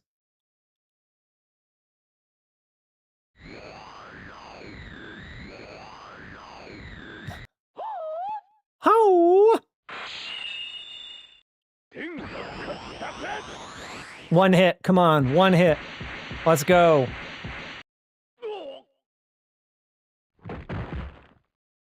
Yeah, come on. Yeah, delete that health bar. Oh, it's totally PCFX. There's several games on the PCFX that are basically just this. Not Fist of the North Star specifically, but you know, various like anime sort of things. That's like what the PCFX is all about. Okay, yep. Ata! Ata! Ata! Ata! Maybe we get a little more story here. Let's see. Battle Heat. Yeah, Battle Heat is the one I was trying to think of. That's the one. I think I played Battle Heat at like a MagFest or something. Like someone had a PCFX set up in the museum there, and I played through some of it, and I was like, yep, this sure is exactly what I thought it was. We all know the real gem of the PCFX, though, Zenki. Talking about beat-em-ups, like Zenki is probably the reason to have a PCFX, and like that. If you want an actual copy of that game is expensive as shit. I don't even know what it's up to now. PCFX is a piece of hardware I actually don't have. I do not have a PCFX. I have a Duo. I have an analog thing that will play Super Graphics games, though I don't have an actual Super Graphics.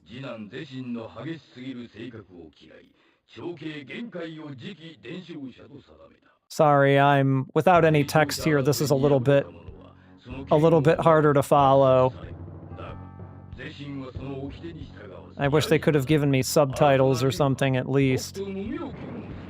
It's more explanation on Hokuto Mumio-ken, the new Hokuto Shinken sub-branch that they invented for this.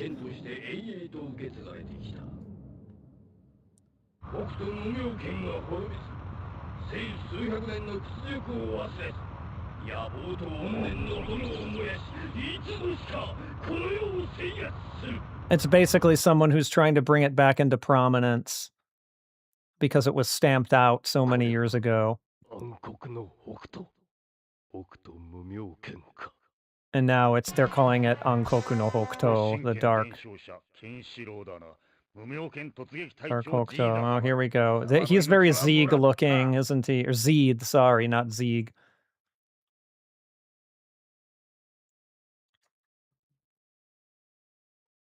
I'm ready to push buttons. Let's go. It's Jiza. Not at all similar. Not at all referencing Zeed.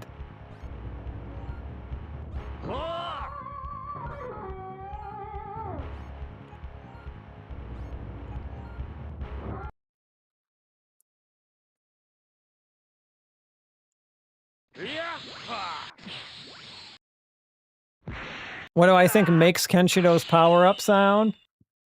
What is? Which sound in particular?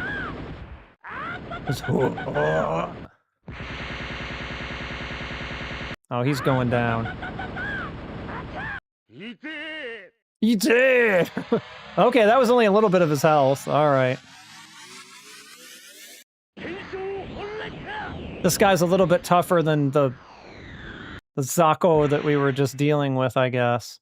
I mean, he does have a name, after all. So I guess he deserves at least that.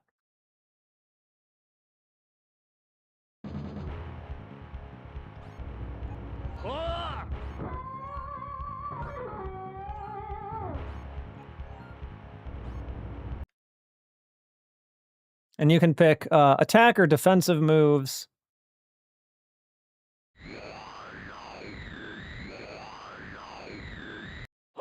I'm trying to kind of mix them up, but I'm feeling like I'm probably do better just to be offensive.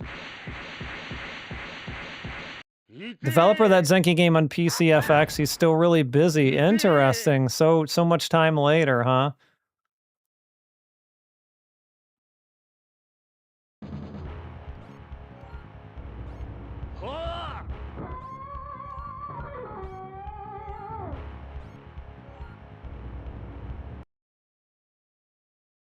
All right, we got a bunch of, started off on the PC Engine and moved it to the PCFX. Interesting. I could see that. I could see that.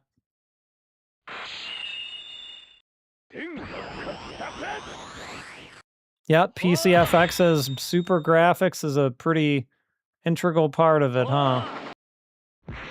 Alright, so it is a little bit of like a rock, paper, scissors type deal, it seems like.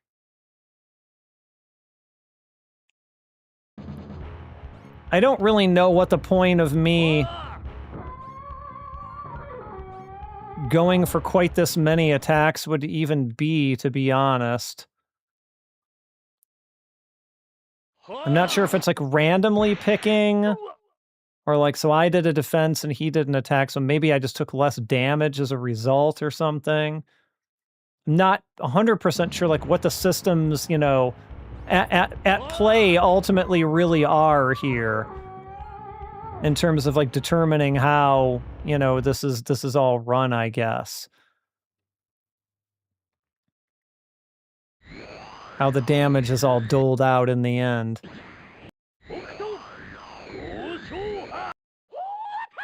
Hokuto! Alright, so he definitely took less damage because barely any damage, honestly. And because I went all offense, I'm taking more damage. But, like, interestingly...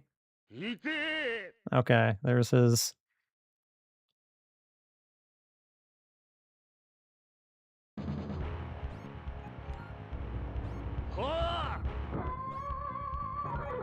It's like, how am I... I'm just trying to think how I'm really supposed to most effectively play this. Or if it really is all just luck of the draw. You know?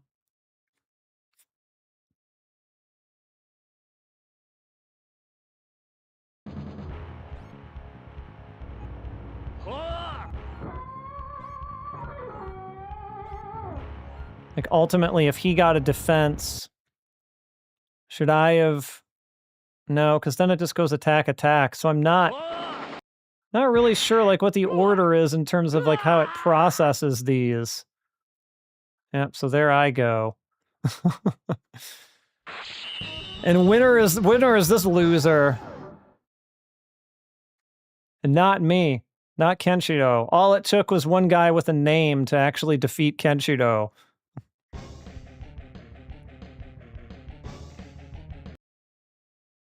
Let's try one more time here. Yeah, I'd almost need like the priority. I didn't really do too much research on this one beforehand because I figured, oh, how weird can it be? But as it turns out, I guess pretty weird.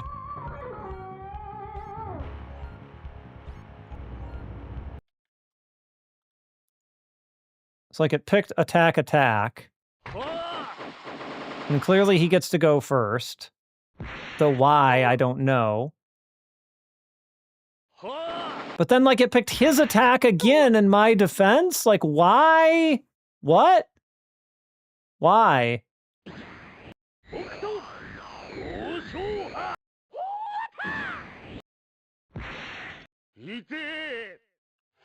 I guess I'd have to, like, read the manual or an FAQ or something to really determine, like, how it assigns damage.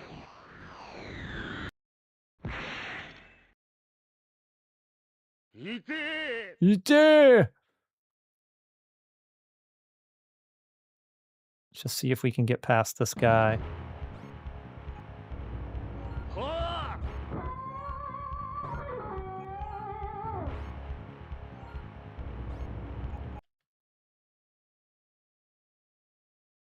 Okay, we'll attack, attack again.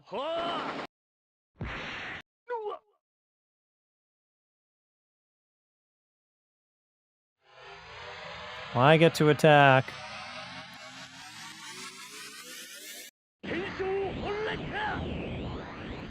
Yeah!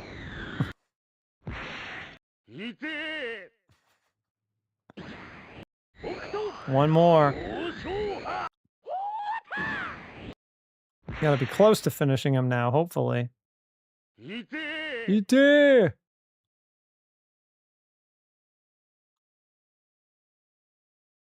Hopefully with this one. No, we're going into Musou Tensei. I guess when you go into Musou Tensei, that's the only action you really get to choose. But that means he gets to go. So what does that mean for me being in Musou Tensei? Okay. All right. Nothing? Like, it just means nothing? Unless I'm misusing it.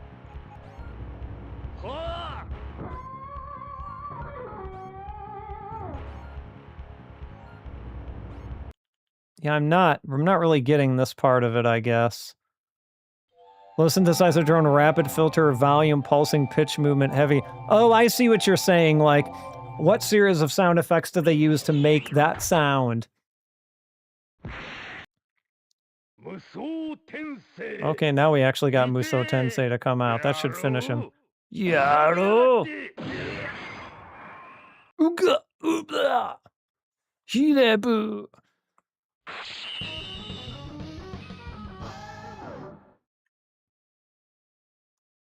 Yeah, I don't know what kind of sound effect technology they were into back then, as far as like making those type of sounds for old, 80s anime productions.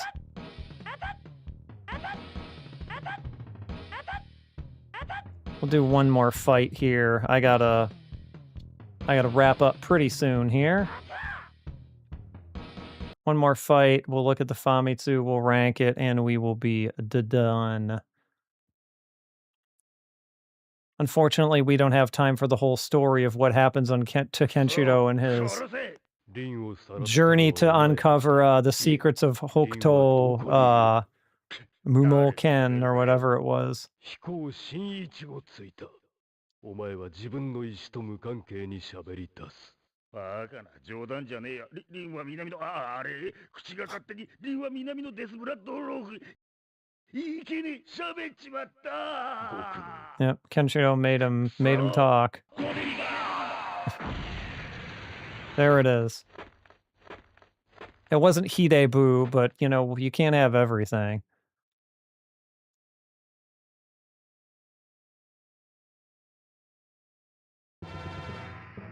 Oh, another nameless chump. All right, let's beat the other nameless chump at least. Can I just, like, fill this with a Musou Tensei? Like, completely obliterate this guy? Complete overkill for him, but...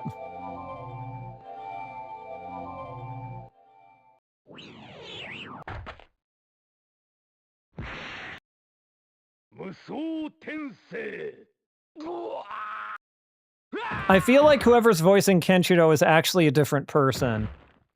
I could be off base on that, but he doesn't quite sound like the original Kenshiro to me.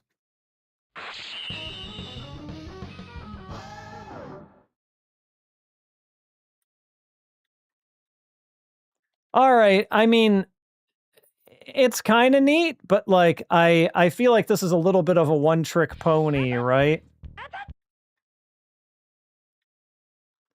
So let's, well, first of all, let's take a look at Famitsu, because I am curious to see what they thought about games like these. Let's see. Tedious game is correct, I would say. So we're not going to have time to go through every single game on all these, maybe at a glance. But I do have a couple different issues up here. So I did find the one where the PS1 version of Hokuto no Ken was released. Let's just do we'll do a speed run, okay?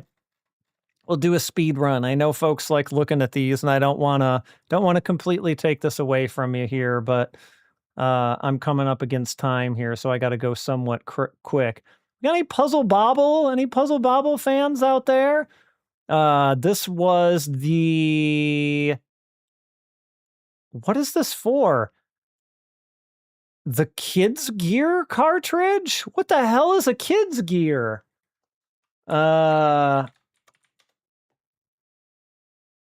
What? A brand applied to Game Gear games in the end of the system's lifespan in Japan and parts of Asia. That is the first time I have ever heard the phrase kids gear. My eyes read it as Game Gear, just looking at the graphics, and I guess that was actually still pretty true.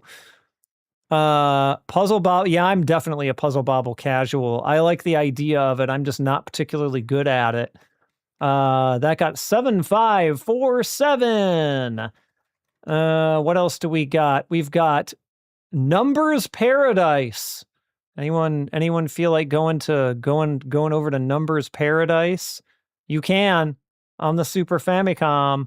It's probably a game for children, maybe. But it got pretty low scores. It got 5343. So Numbers Paradise, maybe not actually a paradise at all. How about Hisatsu Pachinko Collection 4? Also on the Super Famicom, which somehow someone gave a 6. Hamamura Tsushin somehow gave that a 6. 6445. I don't know how he was still giving it to these. Yeah, you're right. How would you, Mizupin? He is a reviewer that I'm not too used to seeing. That's maybe my first. This is a little bit later of an issue of Famitsu than I'm normally used to looking at. This is 1996. So they've changed some things and they've changed some people up. Let's see. Daisen Nyaku Expert, World War II, also on the Super Famicom. 7567. We're still liking the Daisen Nyaku games, apparently. We've got Yellow Brick Road, which, what is this? Is this Keiba? What is this? It's on the Saturn.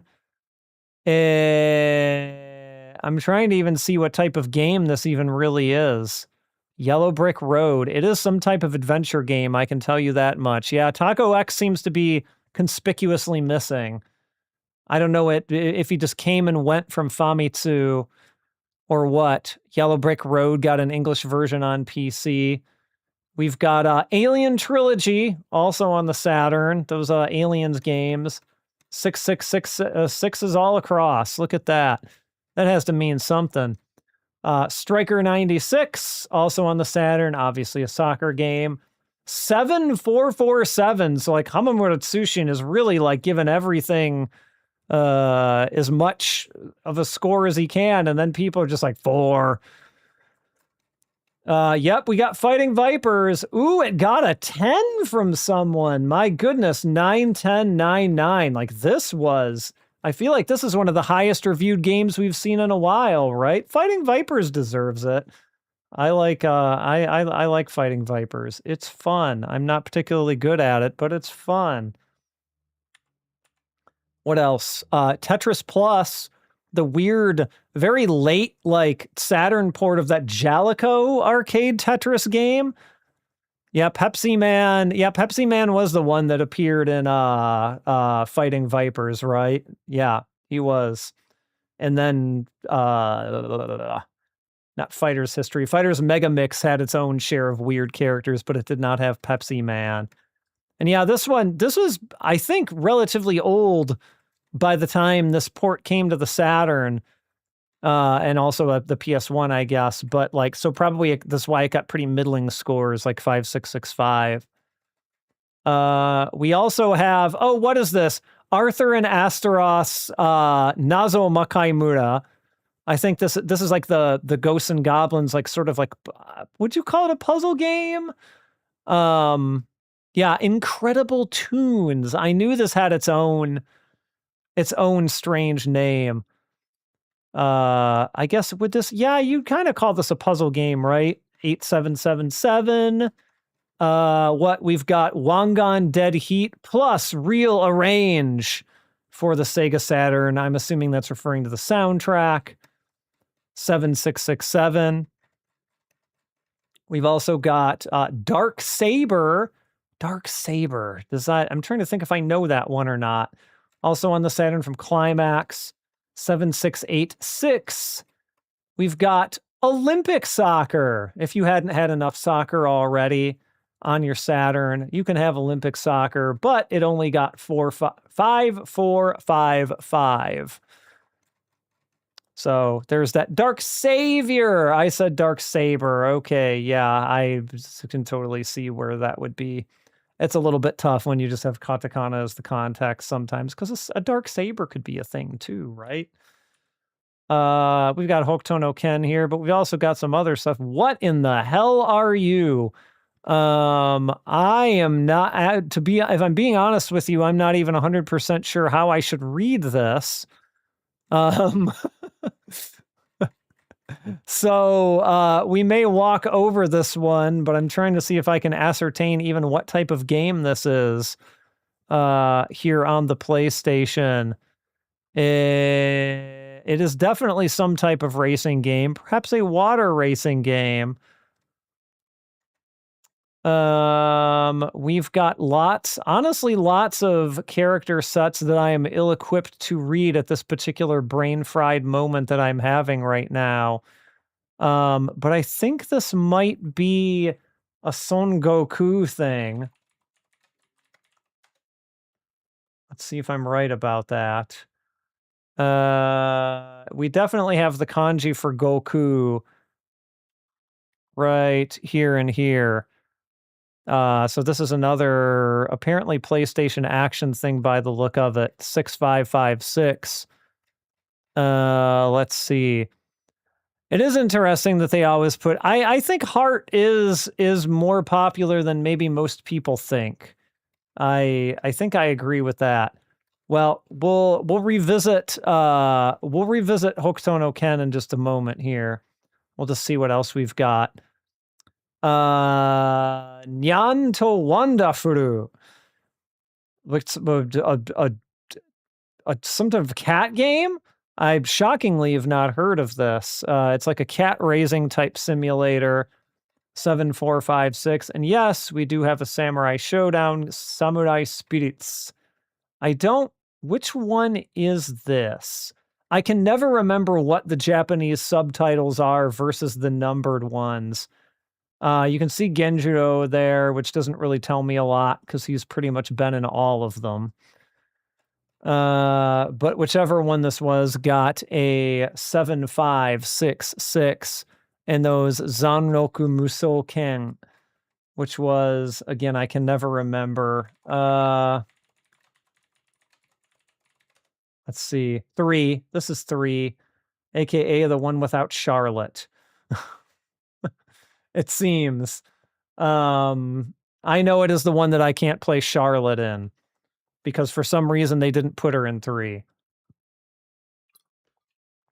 So usually I have to move to Galford, because he's the next character that I know best.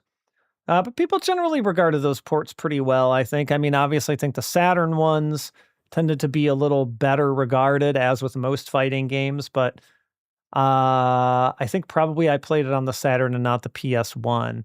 Tetris Plus 2, YM7 280B version plus YMF 271 version 74 BPM to 150 BPM.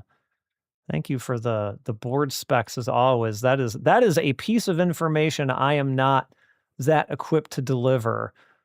So I appreciate the addition of those for the diehard arcade hardware people. Hyper Rally and also Arthur, what was that? Something tunes, big tunes. Arthur and Astaroth's puzzle game here. I'm guessing this got the same score, 8777. Would these ports really have gotten different scores?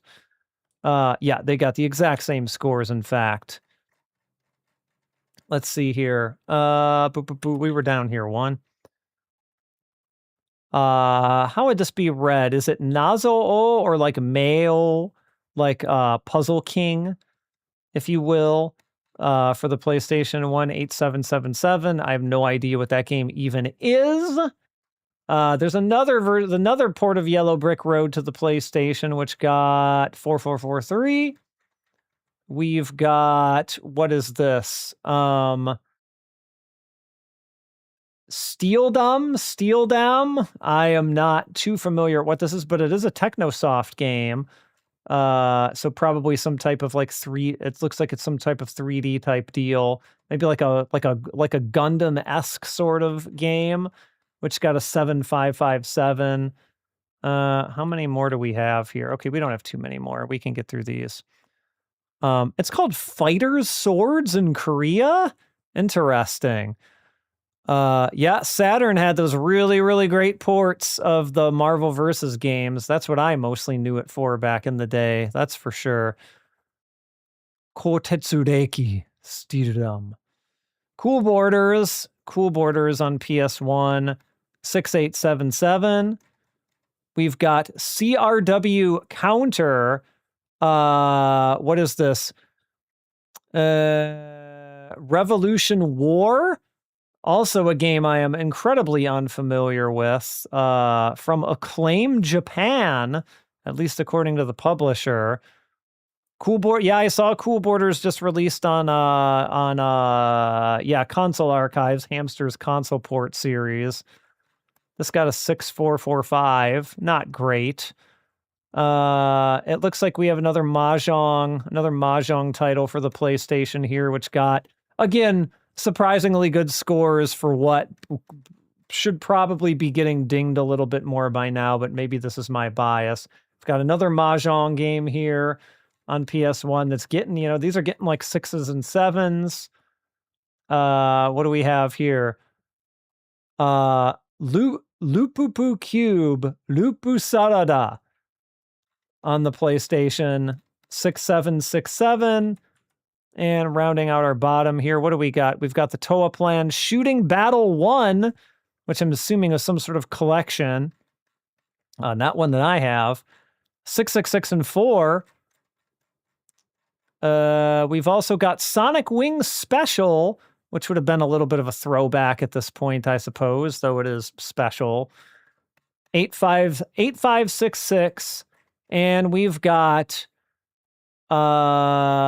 let's see, another pachinko simulator, still coming out on the Super Famicom somehow, and is getting 6s, 4s, 6s, and 5s. What a weird time. What a weird time for Japanese games this was. You're not going to beat Super Puzzle Fighter. Played that. Yeah, I forgot that there was a version of Super Puzzle Fighter on that. I have friends who really like to play... Oh, that's coming out, isn't it? Tatsujin Extreme is next Tuesday. Ooh.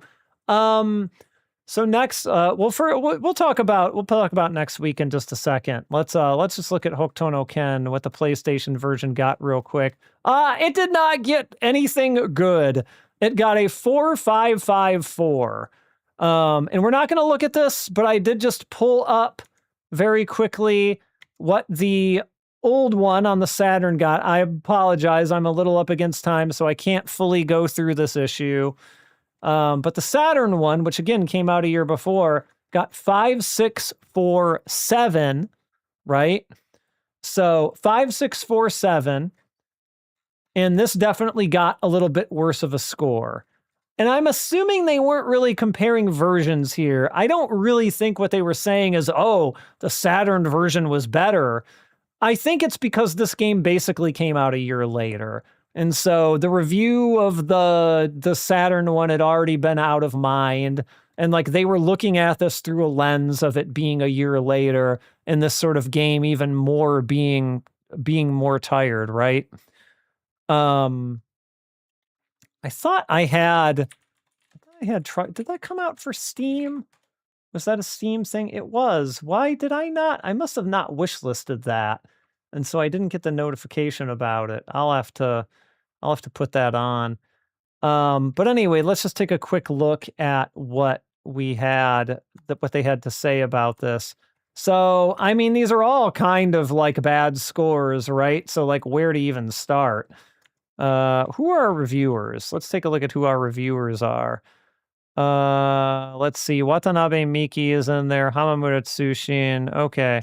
Should we look at the guy in the 49ers jersey? Let's see what his score was. If he was one of the worst ones. Okay, he was actually one of the high ones. So we'll look at his and then we'll look at Hamamura Tsushin's as the low. So Hamamura Tsushin is right here up at top. So we'll start with that. So it's like this is basically shown as a movie. This is conversation shown as a movie, and like that's fine. Korei. Anime jitai no quality wa sore hodo tokaku naga. It's not as high quality as the anime is. But like there's something to it basically. But all that said, then there's the fighting scenes, he basically says. Yeah, okay, so he's calling it card battle-esque. So maybe there's something in the way. I'm sure I'll end up playing another game like this on stream at some point, so I'll have to look into a little bit more about how these actually work. It's card battle-esque. So it doesn't actually feel much like real fighting. And so basically like the game part of this brings it all down. And so he ended up giving it a 4 for that reason. I sort of agree with that.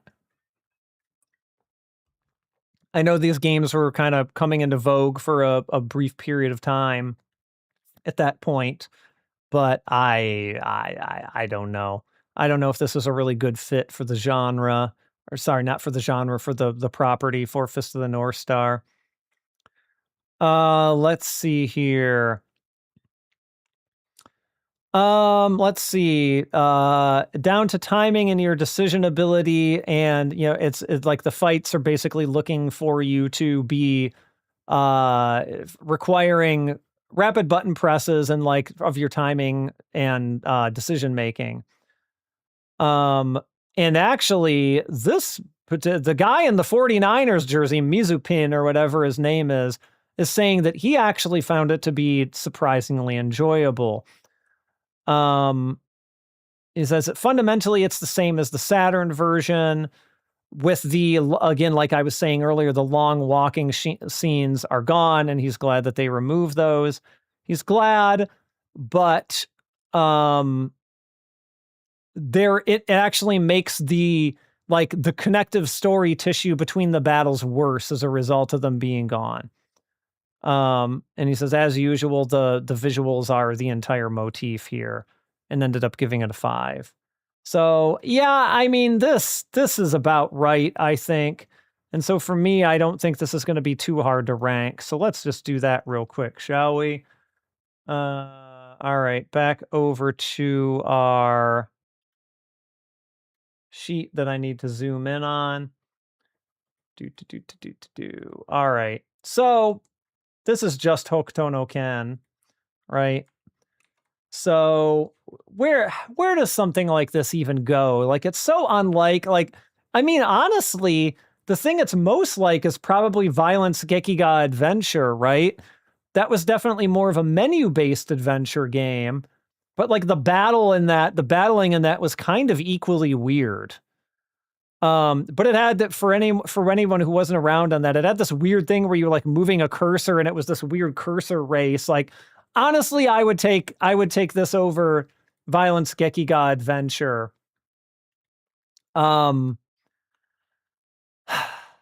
But it's kind of down here with Violence Gekiga Adventure, I feel like.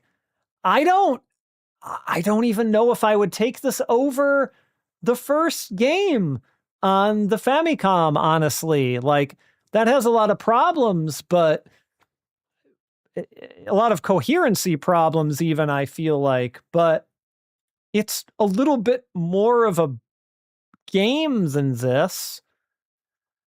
I don't know. What does everyone think about? I would say that I probably would rather play the fighting game than this, if I'm being really honest with myself. So either this is going just above Violence Gekiga Adventure, or it's going just above that first Famicom game. And I'm trying to really kind of make up my mind about how this feels. Honestly, you think it's the Famicom game you're thinking sounds more favorable, Nappy? Are you, which one are you kind of vibing with more here? Like, I think we can probably all agree it's below this, but what do you think, better or worse better or worse than that first Famicom game is the real question we're asking ourselves here at this point. You think better? Yeah. So we're thinking, what, here? I can kind of see this. The Famicom game was pretty lousy. So I'm pretty open to this. So I think this is right about, even if I don't fully agree, we're right here in the ballpark. So I think this is about right. It's still the bottom of the list, and guess what? Black belt is still at the top because black belt is awesome. So that's where we're at. All right. Before I wrap up for the night, let's talk about next week. So, Truxton Extreme will go on the short list, but I kind of missed my opportunity on this last time, so I feel like I can't miss it again. Next Tuesday, I'm afraid, is so Monday, this coming Monday, the next episode of Scrolling Down the Belt is going public. And so for brand synergy, if you will, next Tuesday is going to be the two games featured in that video, which are going to be, are you ready? Rushing Beat, aka Rival Turf, on the Super NES, Super Famicom, and the Neo Geo's own Mutation Nation. So we'll stream those the day after the video it comes out and spend some more time with them and talk about them a little bit more. So that's going to be Tuesday. Maybe I'll buy Truxton Extreme and we'll look at maybe doing that the following Tuesday. But yeah, next Thursday for Hokuto no Ken, going back to Hokuto no Thursday as folks have taken to calling it. So I did do a little bit of research. I cannot find ISOs of those PC typing games. So unfortunately, and I won't, even if I did buy copies of them and rip them, they would not come to me before next week. That's just not a reality. So that's probably out of the question, but here's what we're going to do. Well, I paid cold hard cash for, Sniff. Oh, you're doing that.